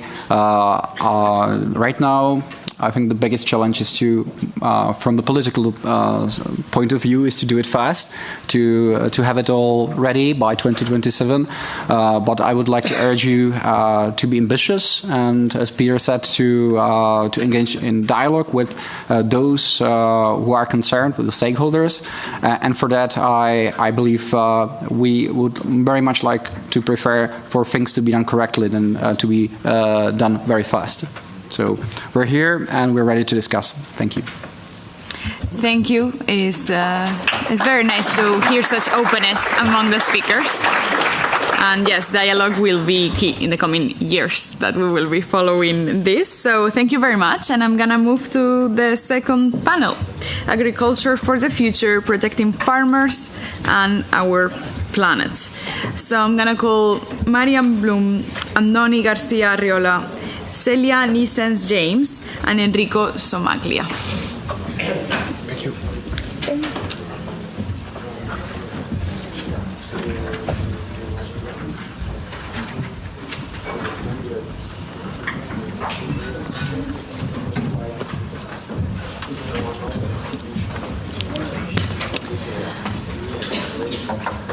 Actually, it seems like we may have time for one or two questions from the audience, if interested. Hello. Will anyone like to ask questions about what was discussed? Well, we'll move to the second panel and we can go back to the questions at the end again.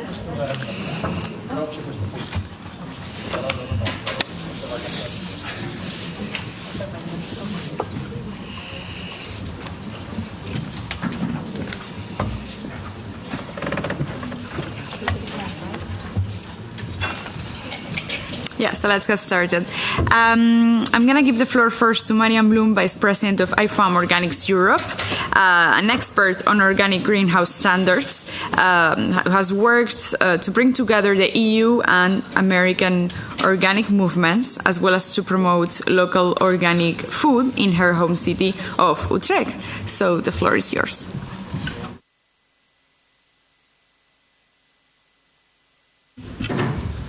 Yes, thank you very much.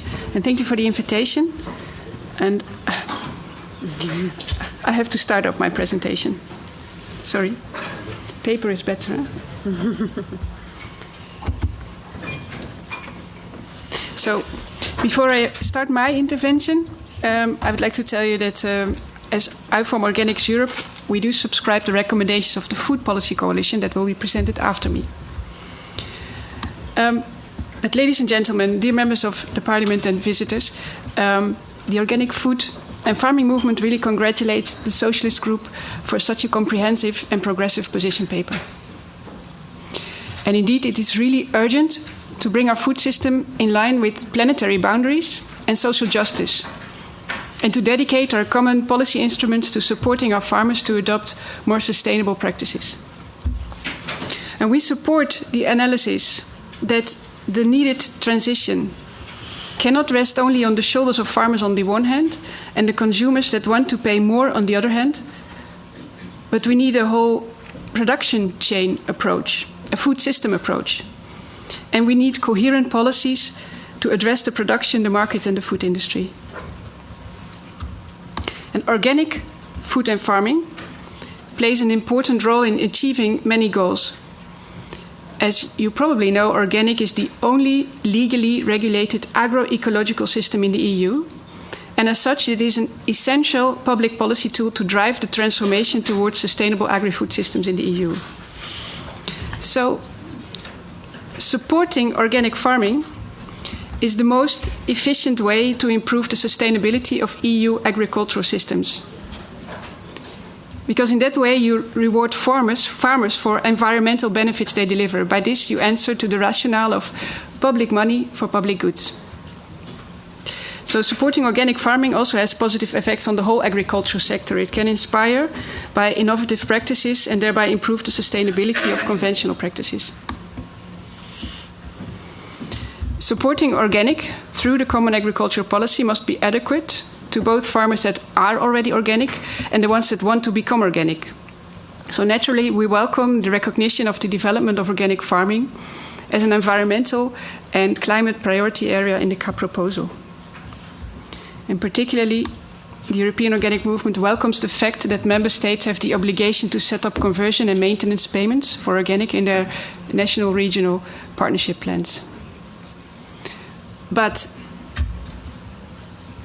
we are worried that this obligation comes without any substantial budget attached.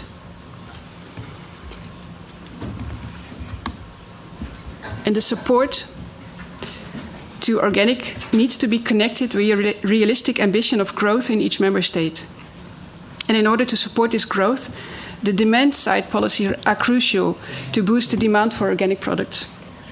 So, and that is why I form Organics Europe, in the context of the next MFF and CAP, really calls for a renewal of the European Action Plan to continue the good actions and the good policies that have already started in 2021.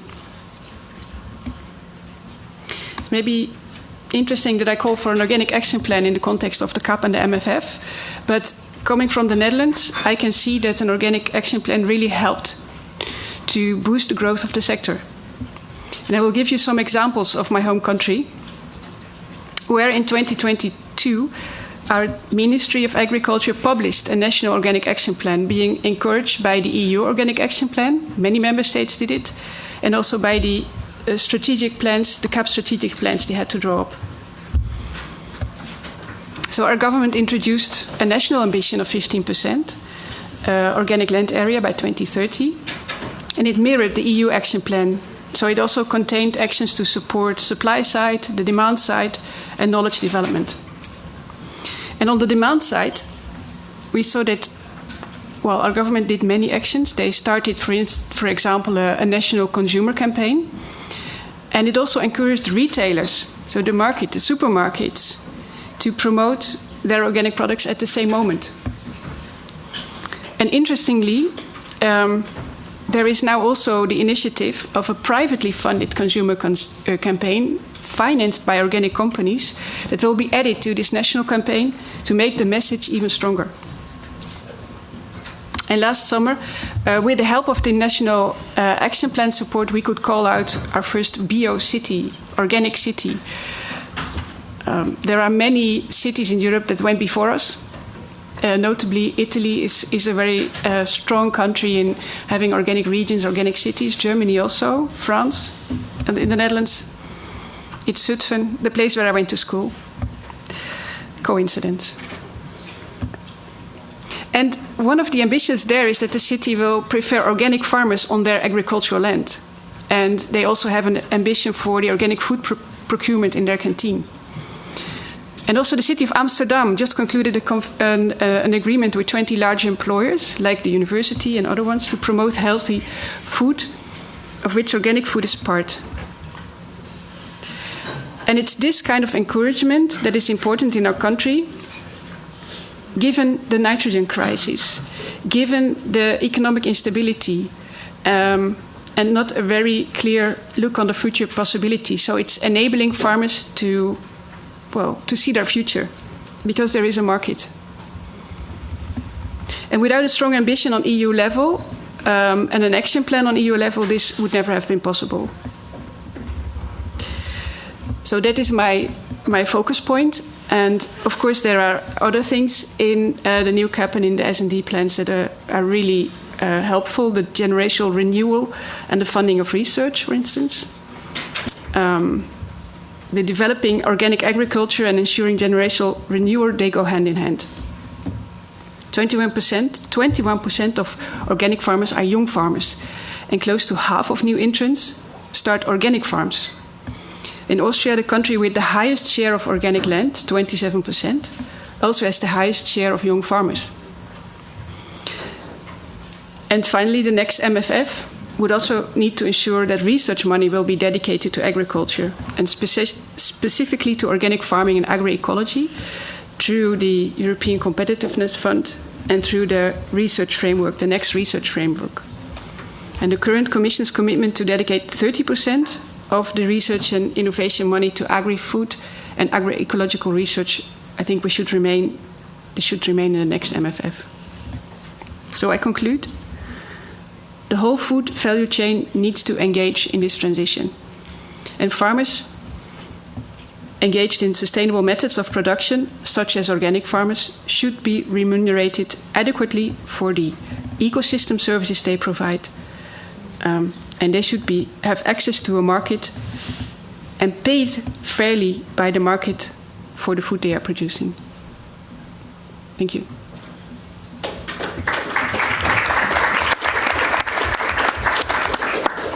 Thank you, Mariam. Now I'm going to give the floor to Andoni García Riola, a member of the Executive Board of the European Coordination Via Campesina, who is also a livestock farmer from Spain.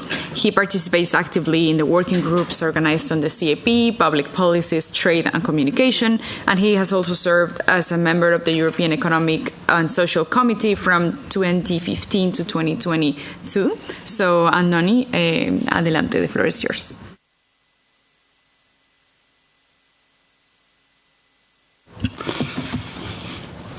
Buenos días a todas y a todos.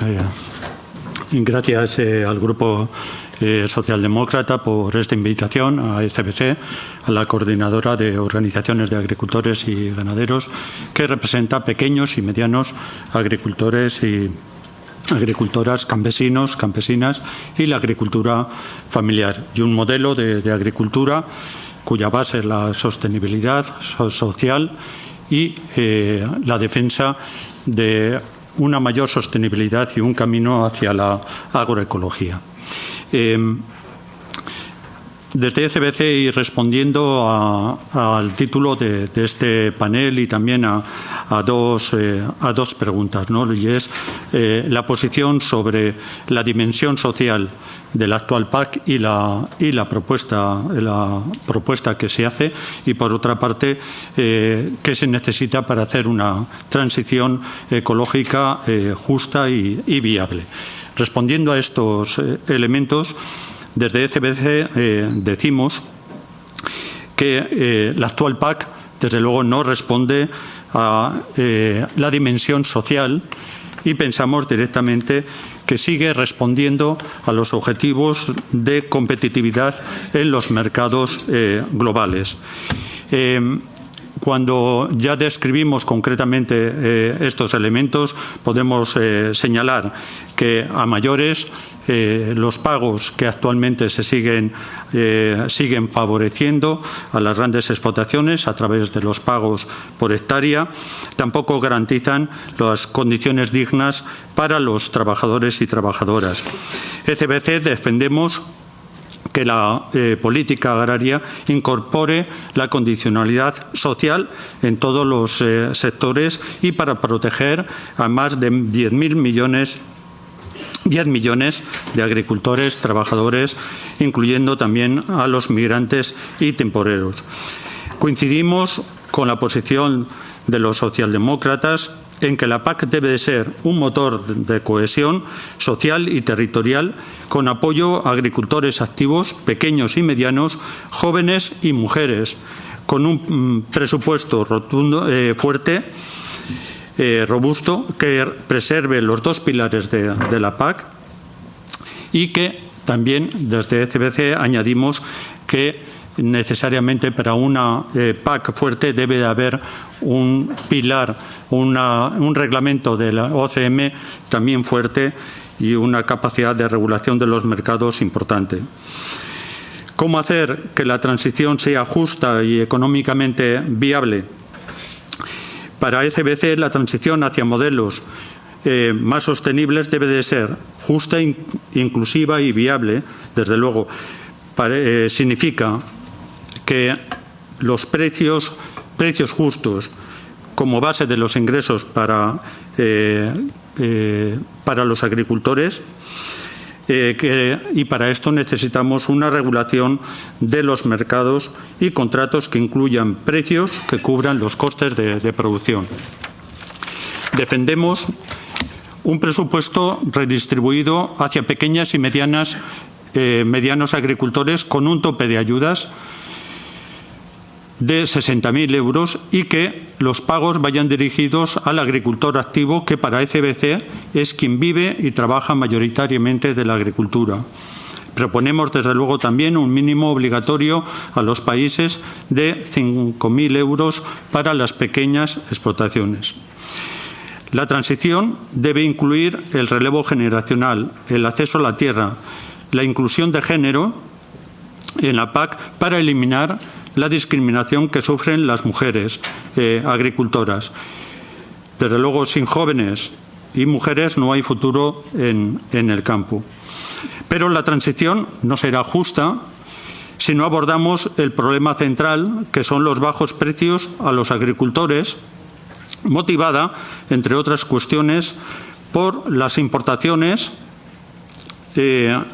a precio bajo, sin cumplir las normativas que tenemos en la Unión Europea, y que para esto para enfrentar esto necesitamos enfrentar una regulación fuerte y cuestionar los acuerdos de libre comercio como Mercosur, que sustituyen a los pequeños y medianos agricultores por modelos de agricultura integrados y a gran escala, que favorecen la uberización del campo, como, por ejemplo, define COAG en sus posiciones.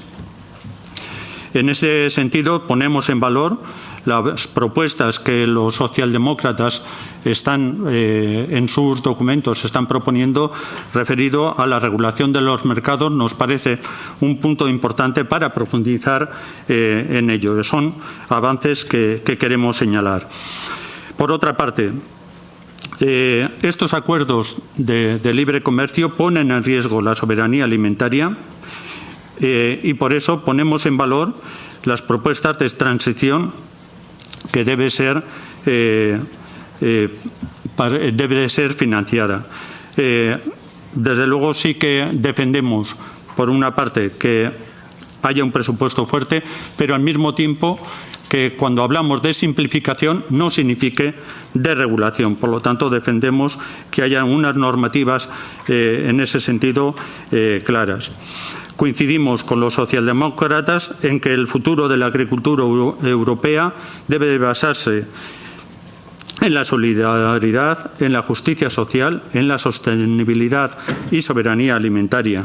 Y para ECBC, la transición y el camino es hacia una mayor sostenibilidad y un proceso hacia la agroecología. Gracias. Gracias, Andoni. Now let's move to Celia Nissens-James, part of the Executive Board of the EU Food Policy Coalition, an association working for sustainable food systems in Europe. She also leads the EEB's work, the European Environmental Bureau's work on agriculture and food, covering the CAP, climate action in agriculture and food systems transition. Celia, the floor is yours. Thank you very much. It's a pleasure to be here today. So indeed, I work for the EEB, which is the largest network of environmental NGOs in Europe. But I'm here today representing the Food Policy Coalition, which brings together 63 organizations, including all my co-panelists, and NGOs, grassroots social movements, farmers, organizations, think tanks, etc. Lucky coincidence, yesterday the FPC launched a shared vision for the post-2027 CAP, which was endorsed by 33 organizations, including both NGOs and farming organizations. And I will be presenting these today. I will go quite quickly over the first three because they have been covered a lot already, and we'll focus a bit more on the last three of the six shared demands that these organizations have put together. And you will probably notice I won't keep referring to it, but there is quite a lot of convergence between the position and the demands that we have landed on as civil society and what we read in the S&D vision, which we were very pleased to see. So the first point is, as we've heard already, we really need to make farmers' income support fairer. And so this is also in line with what was recommended by the strategic dialogue, and it means essentially a strict retargeting of income support to the farmers who need it, but also embedding this in a long-term perspective to move away from area-based income support payments, which are just not fit for purpose, and that has been already said many times over the years. The second key demand or recommendation is to work towards fairer prices for farmers, so through the Common Market Organization regulation as well as the Unfair Trading Practices Directive that has been covered. And then the third, which we have heard a bit about and we'll hear more about, is to address the social crises that are facing our sector. So on one hand, the huge issues with unfair treatment of workers, and so really strengthening social conditionality, but on the other hand also addressing the aging of the sector and promoting generational renewal through the CAP. Now, our fourth joint demand when it comes to the CAP also echoes what was in the S&D vision, which is that we can't leave farmers alone in the transition. And so we really have to make sure that this CAP is doing more when it comes to supporting farmers and to helping them restore agroecosystems to improve their own resilience. Quite concretely, what this should look like is, on one hand, that we cannot see any backtracking when it comes to the amount of money, of public funding that is dedicated to supporting farmers to implement more environmentally and climate-friendly practices on their farms compared to what we have now. But also we need to be increasing this amount over time. The challenges are not going away and they're only going to get worse. So we really have to up our game gradually. And this was also, again, what was recommended by the strategic dialogue. We found that the farm transition instrument that was proposed by the Commission is quite an interesting addition to the toolbox. But again, if it doesn't come with adequate budget, it won't deliver what it can and should deliver. It won't deliver on its potential. And here we'd like to also flag two key transitions that we see need to be prioritized in this CAP. On one hand, we have to look at moving away from industrialized or factory animal production, which is causing huge suffering for animals, but also harmful pollution in many parts of Europe. And it's also actually making the sector highly vulnerable to economic and trade shocks because of the dependency of this model of production on feed imports. And then on the other hand, we also have to look at reducing our dependency on external inputs, such as synthetic fertilizers and pesticides, which, as the S&D paper pointed out, have been driving up food prices in recent years and jeopardize also our strategic autonomy. So these are two key challenges that are facing the sector, and we have to really support farmers to move towards organic farming, extensive and high welfare farming systems, and agroecological methods. Because we know that this will be better for our environment, for our health, but also for our own security. The fifth key demand is that we really have to get serious about eliminating harmful subsidies in the CAP. In a context of tight budgets, and money doesn't grow on trees, as we all know, so of course we can try and get more money in the budget, but we have to use the money that we have better and ensure that we're not spending any public funding on subsidies that are undermining our collective objectives. So concretely, what we are calling for is to strengthen the farm stewardship system, to ensure a level playing field across the EU and ensure that this level playing field is also setting a strict do no harm baseline for all CAP subsidies, both socially and environmentally again. But then also there should be stricter safeguards against harmful subsidies, such as for factory animal production or unsustainable irrigation, which we know our systems are still benefiting from public funding at the moment, and that really has to be phased out. And then our final demand, sorry, I'm going through these quite quickly, but of course I look forward to the discussion afterwards, is that we need to make sure that the rules are right, the instruments are well designed, but then we also have to make sure that the governance is correct, is robust.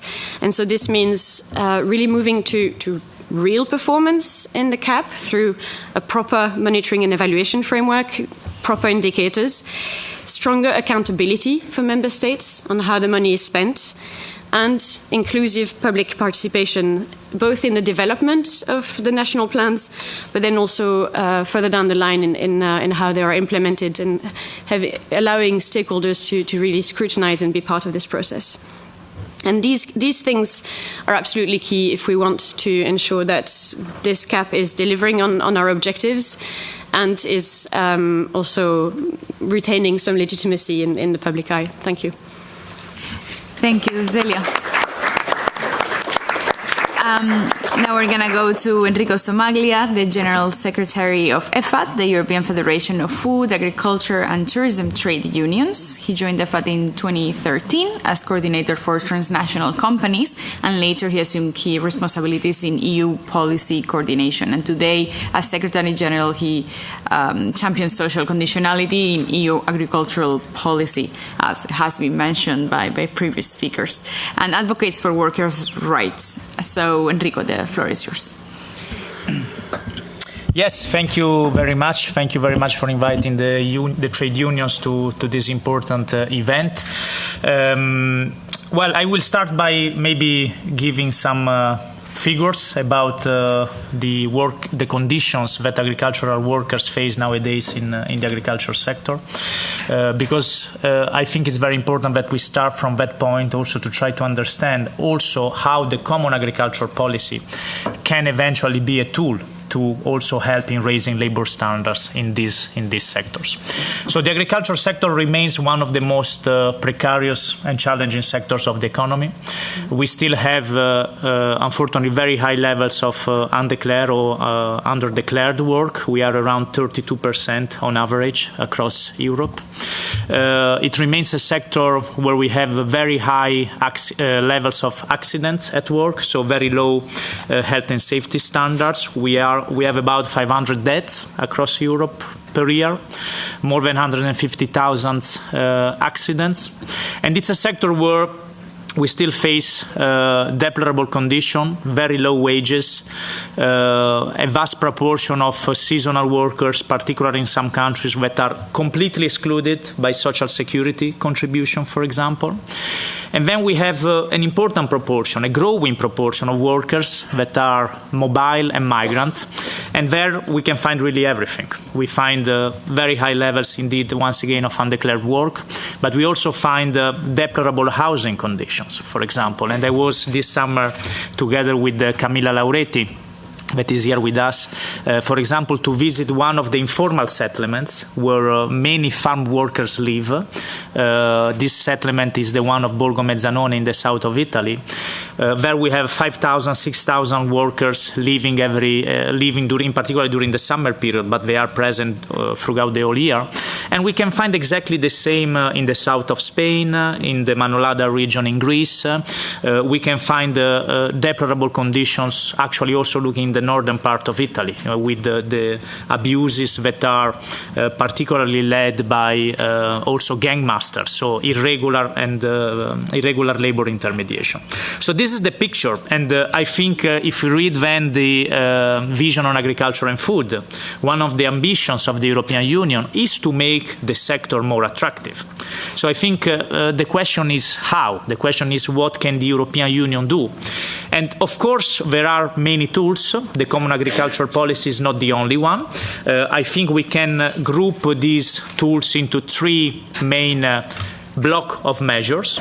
The first one is in the area of social policy. It's very important that we strengthen collective bargaining and we raise wages, particularly minimum wages. And in this respect, we have a very important directive, which is the Directive on Minimum Wage, that the the court has just pronounced itself on it, safeguarding basically the whole directive. We need also to very much intervene in tackling gangmaster practices, illegal labor intermediation, because this is the situation that we have in the agriculture sector.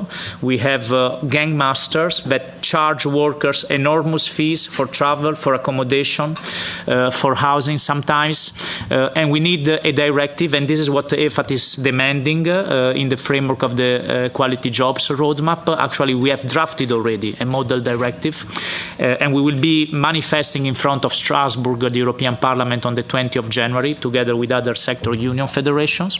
We need absolutely to extend social security. We need to have clear provision on housing, and we need much more. But then we also need measures that need to tackle, and this is my the second block of measures that have to address those long-standing issues that affect the agro-food chain, and in particular the most vulnerable actors across the agro-food chain, which are in particular small farmers and agricultural workers.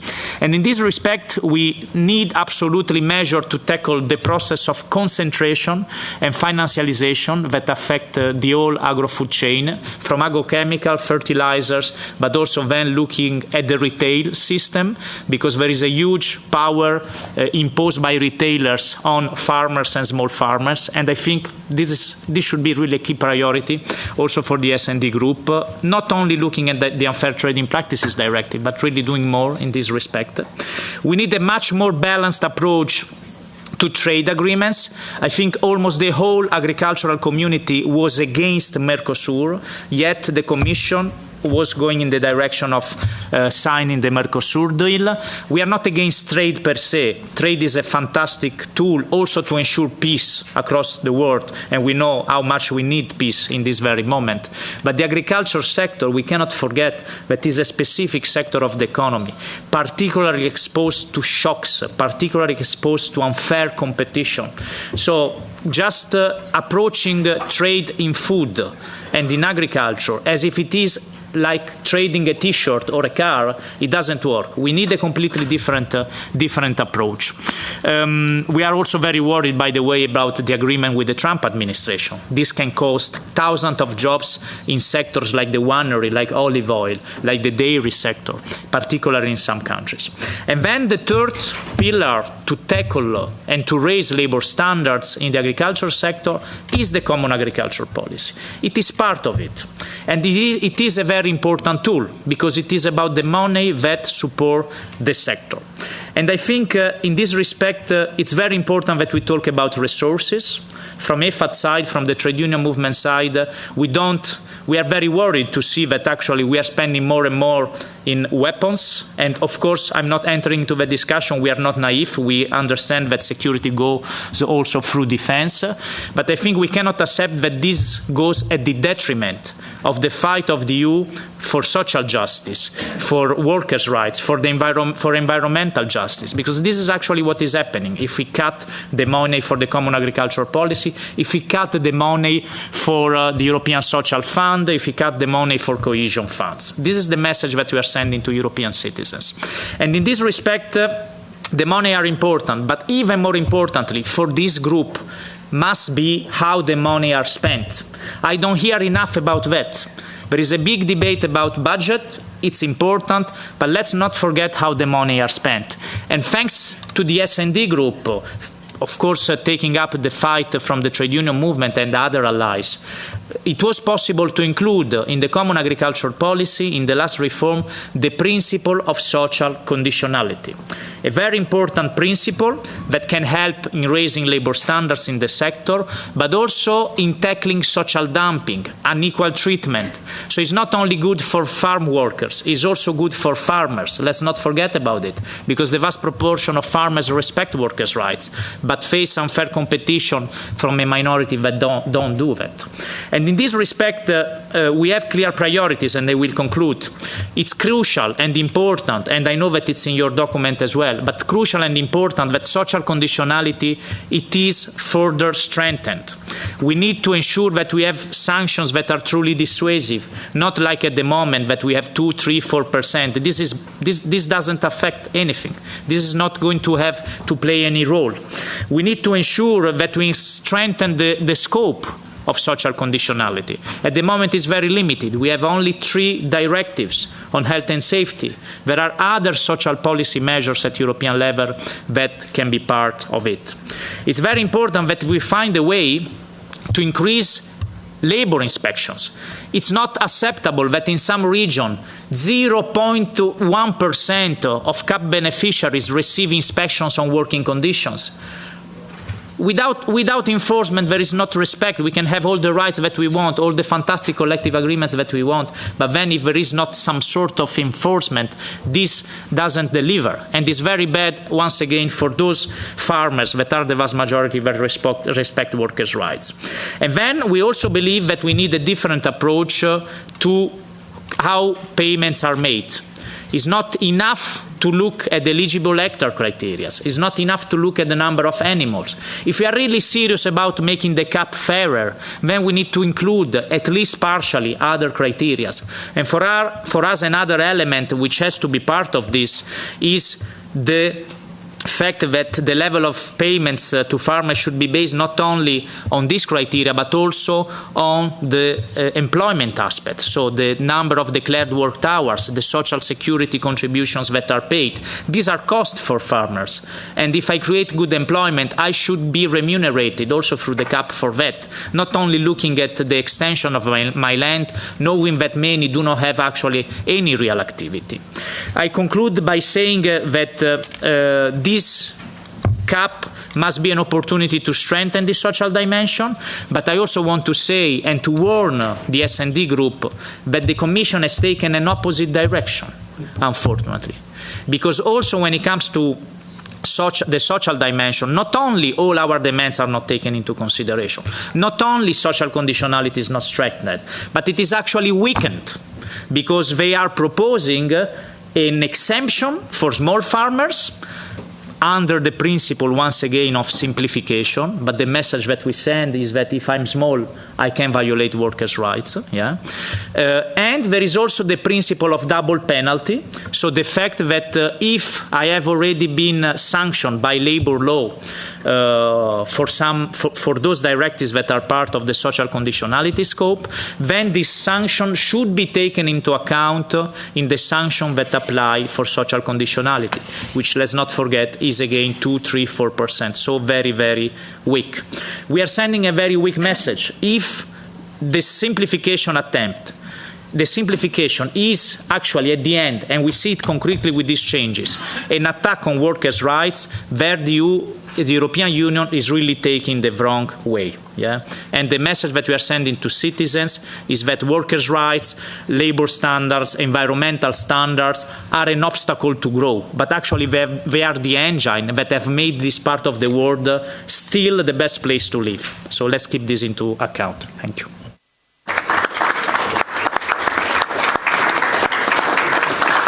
Thank you very much, Enrico. And just to kick off the discussion, I would like to go to this point of the sticks and carrots that we used to hear a lot towards the end of the previous mandate. The EU is often blamed by using a lot of sticks, by not rewarding farmers. And I want to hear from you if you think that the current CAP proposal offers meaningful incentives for farmers if the carrots are there, because some sticks are now gone. So, Celia?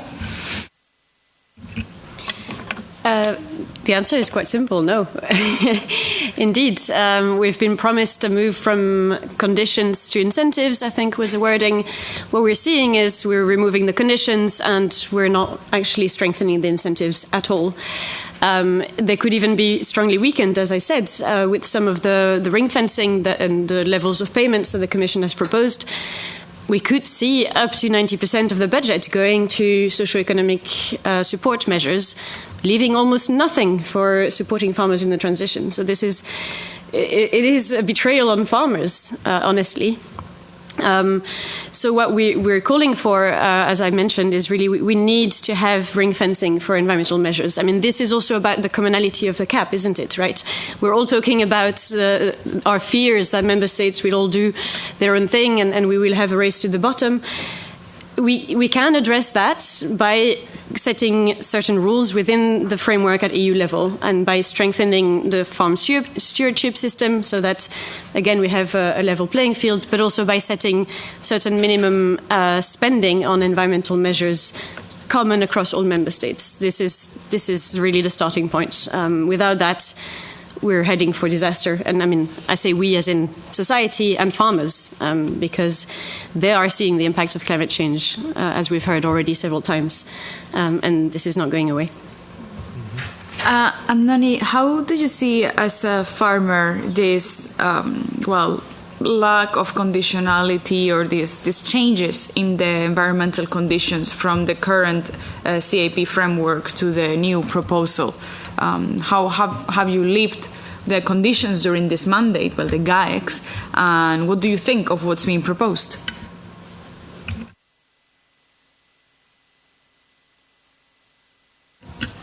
Desde SBC vemos, por una parte, cuando hablamos de la condicionalidad de la actual PAC, entendemos las normativas y los objetivos.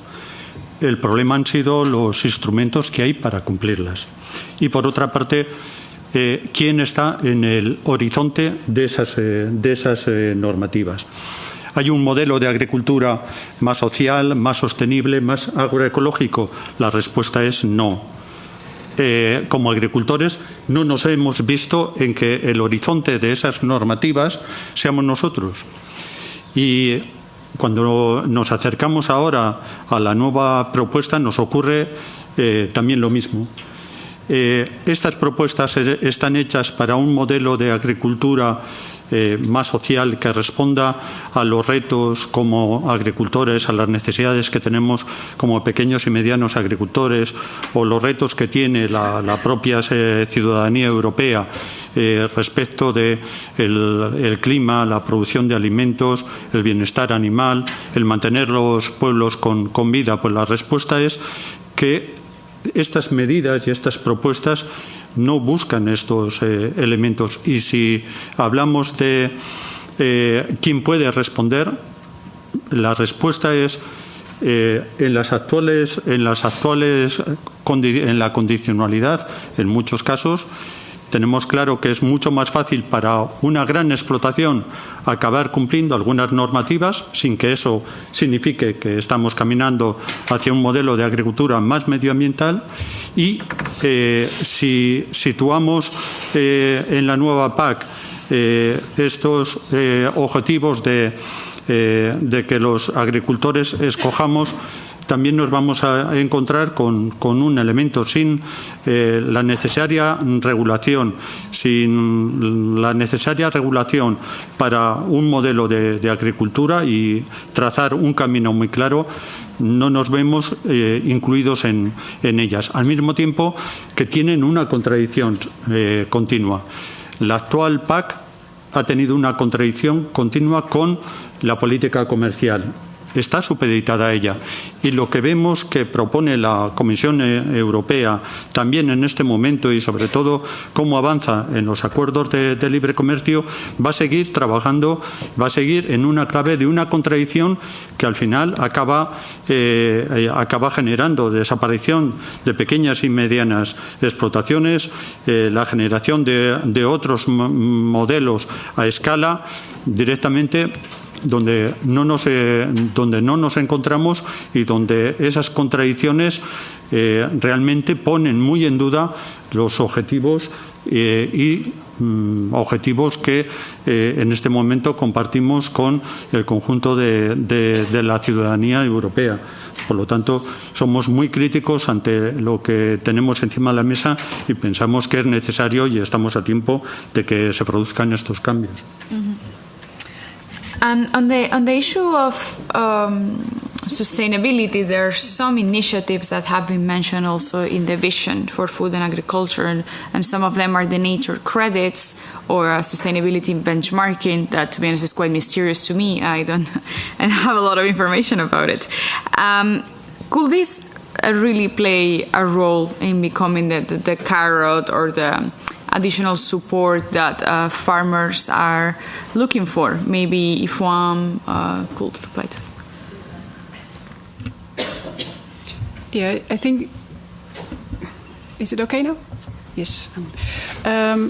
Also, in the current CAP and in the current policy, or the previous policy, I should say, there is a lot of interest in trying to get a sustainability benchmark or something to measure farmers against. And I think it's good that there is this initiative to develop indicators on what is real sustainable farming. And it could indeed be a way to reward farmers doing good. But what we see time and again, and there's also the fear now, that when you develop such an indicator, that it's very much focused on the traditional things like if you have as much output with as little input possible, then you're doing good, then you're doing sustainable, then you're sustainable in an economic way. And what we as IFOAM are also promoting is if you are trying to measure sustainability, you need to have this broad set of indicators that truly measure sustainable agriculture and food production. And as we always say, that there is already a model out there which is called organic agriculture, which is one example, and it is already certified, controlled on every step of the production chain until the supermarket level. So thinking about sustainability, yes, you need to develop this model. It should be done in the right way, but also think about rewarding the ones who are already doing good. And the real threat is that if you think about some sustainability instrument that measures sustainability purely in economic terms, that the ones that are already doing good on the broad definition of sustainability, and you need this broad, you need farmers working in a broad way on sustainability. Otherwise, you will never achieve your goals for water quality, for biodiversity, for a good and social form of agriculture. There is always this risk of, instead of rewarding them, of having them being dropped out. Mm-hmm. Mm-hmm. Sorry for my English. No problem. Also, going back to the simplification discussion, I would be interested maybe in what Celia, but also Enrico, has to say, because I'm not aware, to be honest, if there are any aspects of social conditionality that could be further weakened in the current CAP. Could you enlighten me on that? Well, they tried. So there has been a clear attempt to attack social conditionality with the simplification package that has accompanied, is now in trialogue negotiation. No? So the simplification package for the CAP, and I think this is really sending a clear message once again. When we say that simplification is the regulation, is not just a slogan, it's what we experience in reality. I think we are all against bureaucracy. When bureaucracy is paperwork, when bureaucracy is unnecessary burden, this is clear. I mean, who can be in favor?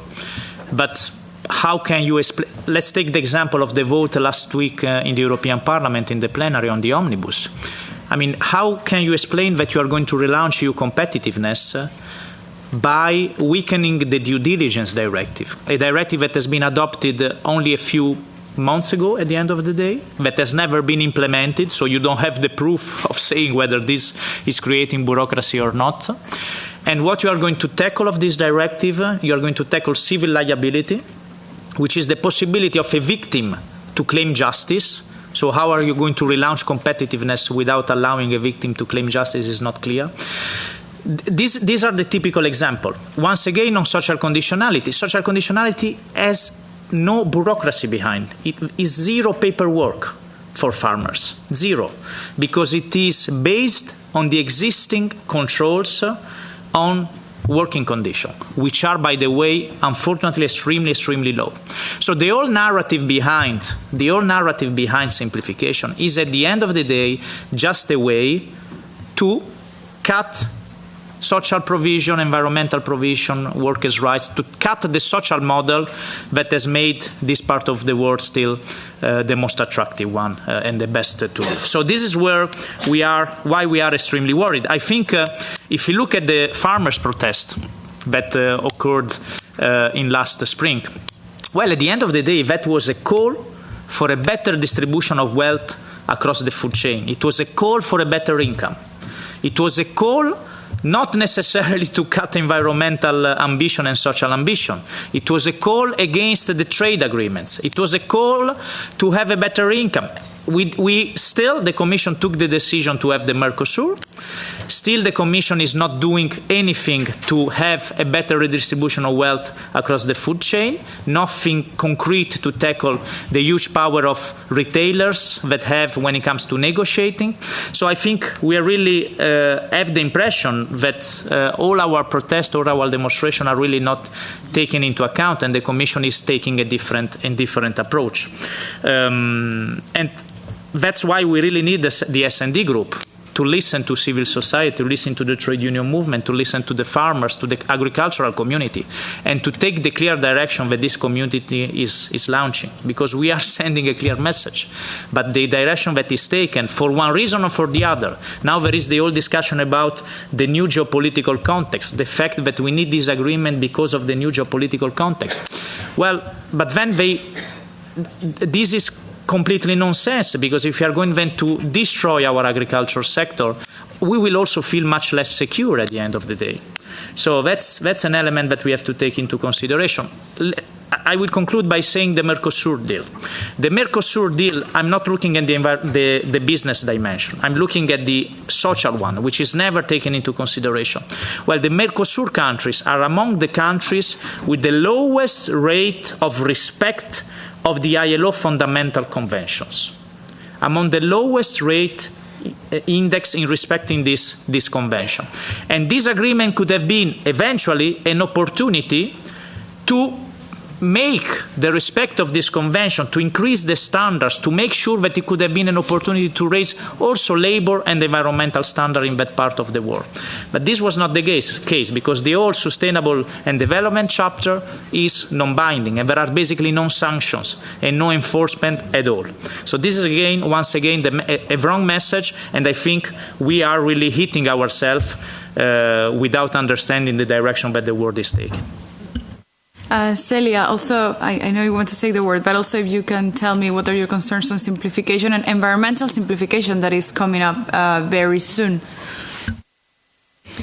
Yes, I'll just comment on the simplification in the CAP first, because it's true that social conditionality has been under attack, but also, of course, environmental conditionality, and now twice. And we're, I guess, quite relieved to see the outcome of the trilogues on the latest simplification package for the CAP. But still, where we are today is so far away from where we started 3 years ago for this supposedly greenest ever CAP.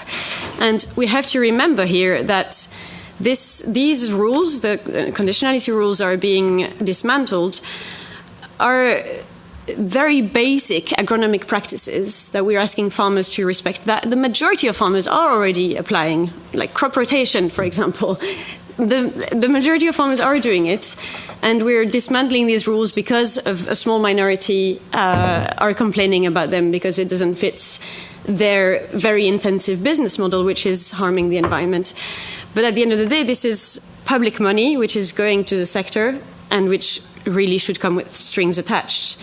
Otherwise, we're talking of just pouring 20% of the EU budget into income support measures with no conditions at all, and that is just, that has no legitimacy. It is really shooting ourselves in the foot, if I'm honest, because in a context where everyone is asked to tighten their belt, if we're doing the opposite in the agriculture sector, then that's not going to go down with taxpayers. And so again, here with the new CAP, there's an opportunity to rethink the farm stewardship and to try and set it back on track so that we have a robust framework at EU level that ensures a common playing field across Europe. When it comes to the forthcoming Environment Omnibus, of course, we're very worried because there has been no impact assessment. All of these simplification efforts are being rushed through very undemocratic and transparent processes. The information we're getting seems to point to the fact that there won't be huge changes to environmental legislation, but it's so arbitrary that it could still change until the last minute. And that would be extremely worrying because we know for a fact that we are actually currently, there have been a very robust study looking at this. The cost of poor implementation of environmental legislation is 180 billion euros a year in public health costs, in water bills, etc. And that compares with the supposed cost of simplifying the cap, or the benefit, sorry, of simplifying the cap that's promoted by the Commission as 1.5 billion, with no explanation of how they calculated this number in the first place. This just doesn't match up. And we know that environmental legislation is here for a very good reason. We are a highly densely populated continent. We have to look after our environment, otherwise we won't have healthy soils to farm on in the future, and we won't have drinking tap water, as is already the case in many places. So, yes, very concerned, but we keep fighting. And also regarding organic and changes to the organic regulation that might come up in the coming months, we've seen that these targeted reopenings don't always work, as when they reopened the CMO or the Fair Trading Practices Directive, they became broader political battlegrounds, let's say. So are you concerned about targeted changes to the organic regulation? Yes, we are concerned. And when at first our reaction as IFOM was also that we were not happy with opening the Basic Act.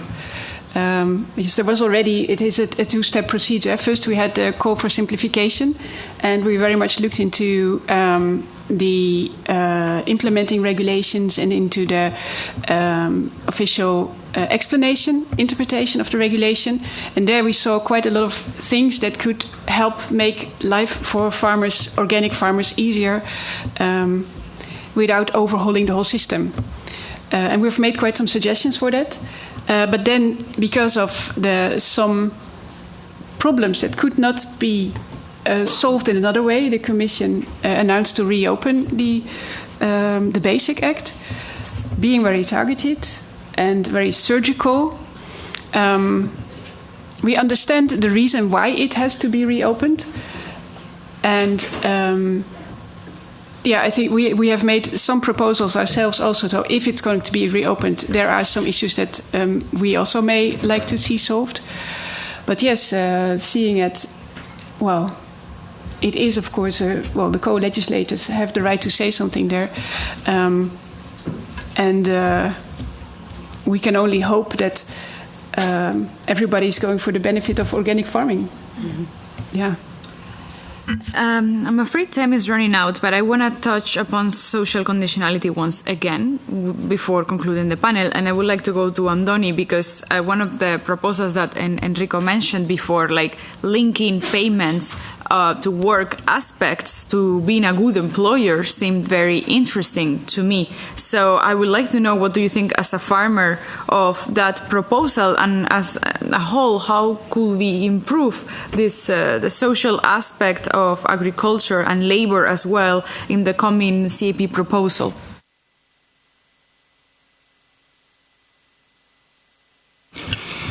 Como agricultor y organización de agricultores, desde luego defendemos la condicionalidad social. Creemos que para producir alimentos necesariamente tiene que respetarse y tiene que cuidarse directamente la situación de los trabajadores que comparten el trabajo con nosotras y nosotros. Esto es fundamental si queremos hablar de una producción defendible en el marco de la Unión Europea.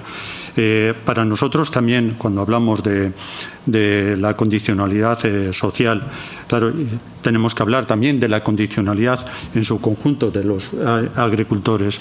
Y en este momento hay un problema también importante en esa condicionalidad, y es la situación de los ingresos, una situación de ingresos que comparativamente con la renta de la población europea estamos en un 50%. Esto hay que abordarlo, no es una situación que se pueda mantener así. Por lo tanto, uno de los elementos principales para hablar también de la condicionalidad social en su conjunto son los precios. Los precios a los agricultores tienen que cubrir los costes de producción. Para esto necesitamos que el reglamento sobre organización común de mercado sea más fuerte. El que tenemos sobre las manos realmente es un reglamento sin fuerza y sin tener los instrumentos que nosotros defendemos. Al mismo tiempo, esa regulación debe acompañar contratos donde los precios cubran los costes de producción, para que así, a partir de este elemento, garanticemos los ingresos y también podamos garantizar todo el conjunto de los pagos que como agricultores tenemos que hacer en los salarios a los trabajadores y en el conjunto, ¿no? Esto son elementos que están ahí, pero repito que un problema respecto de la situación de los precios es que estamos teniendo unas imposiciones por parte de la industria, de la distribución.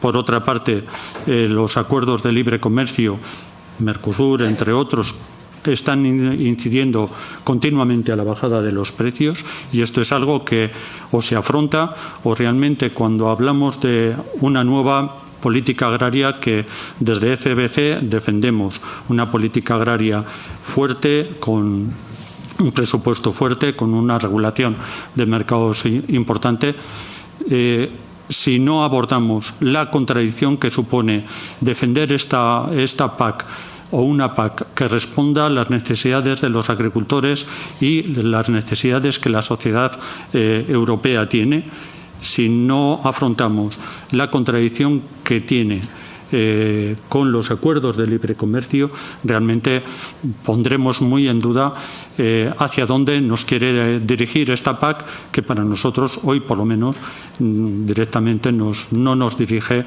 hacia un cambio de modelo, ni tampoco al respeto de la condicionalidad social. So yeah, better prices and level playing field for farmers will improve also social conditionality. We need to wrap the panel right now because we started a bit late. But I want to thank all of you, Marian, Andoni, Celia, and Enrico, for your interventions. I think it was very interesting, and it's always great to have diverse views and angles on conditionality. So thank you for being here. An applause for all.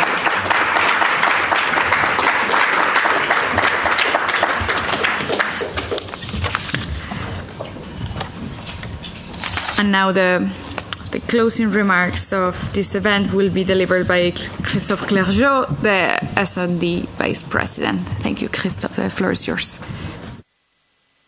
Thank you very much. Thank you for you to manage these panels, and for all the speakers, all the participants, and all the teams who organize this event, and for the interpreters. I won't come back in the details on what Irache or Dario stated at the beginning, because we have our position paper you all can refer to in details. But just recall that yes, we want a strong CAP with a strong budget. Yes, we want an holistic, integrated approach of economic, social, and environmental elements. And as we are socialists, we are those who really take care with social issues, and really thank for the IFAT statement. And we want capping and degressivity. It's a key issue for us to have a just cap. So I would like just to underline 4 political messages. First one is European agriculture is at risk.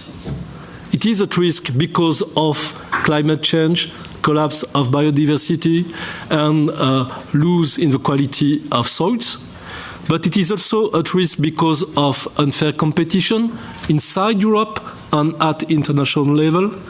And it is at risk because there is a lack of interest, there is a lack of commitment. They are sacrificing agriculture. There is no more such a strong place for agriculture and food issues in the European debate, and it is a crucial major risk for the farmers and for agriculture. My second message is a question. Who killed the strategic dialogue report and proposals? Because you all refer to, there was a very nice moment of collective discussion of consensus, and we totally endorsed the results of the strategic dialogue because we wanted a new vision for agriculture, not opposing the different stakeholders, but combining their vision and bringing to a new path, a new common path for agriculture. Yes, there was an holistic approach of food value chain with the income for agriculture at the core of the debate. Yes, there was the need for more resources to accompany farmers in green transition and not let them alone to face all they have to face. And there was a new approach of trade relations. A lot of people have forgotten what there was in this report and in the strategic dialogue. It is still our vision, still our political line. My third element is still a question. There will be a fourth one.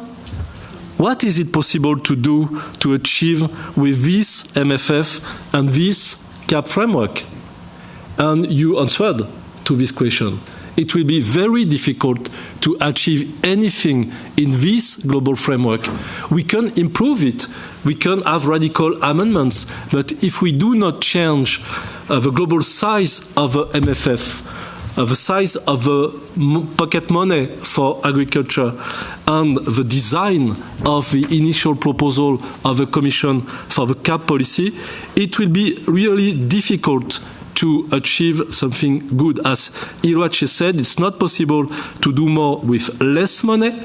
As we all know, to move from regulation, conditionality to incentive would cost more money because it is an investment in change and transition. And the DG Agri totally know that because they worked on that. And what we all know is that we are going towards more competition, unfair competition inside European Union, but also competition in each of our countries, in each of our societies, when farmers and other actors will fight for the limited money. Do we really want a confrontation between agriculture and the rest of the society? It is a major risk for the farmers and for agriculture. And my final question is, but who supports the reform? And who has the power to change it? I didn't hear anybody supporting this reform. Anybody. Perhaps for different reasons. Perhaps for opposite reasons. It's easy to oppose. It's not so easy to propose. I know that. But when a proposal is opposed, is fight by every actor, it should be withdrawn and it should be radically changed. It's the only way to act. And who can you rely on to do that? Can you rely on EPP? Can you rely on ECR? They were supposed to be the Farmers' Party. They were keen of your mobilization in 2024. They were your allies to simplify the regulations in wrong direction in a lot of cases. But where are they? They are leading the Council, they are leading the Commission, they are leading the Parliament, and we are here with this proposal and with this framework. So we are now not the only political force, but the only large political force really supporting the farmers, but also this holistic approach of food value chains, and to support a new path for agriculture in coherence with economic issues, social demands, and the need to adapt to climate change and to move towards a more agroecological model. We are the last large political force to set and to manage this battle. So we need to mobilize, because time is running. As you saw, the little thing the Commission gave to some was sufficient for those to move from one position to the other.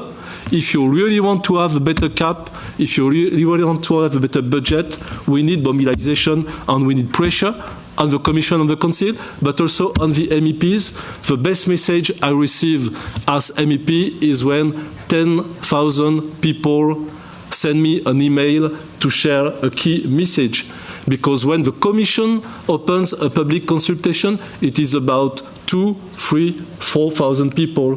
When we receive 10,000 mails from citizens, it is a clear message from civil society. So we need the support from farmers, we need the support from civil society, we need the support from local and regional authorities to make this change. And we need a rush to really have quickly some very important results. So thank you for having been there. Thank you for all the contribution, and just let's mobilize. Thank you.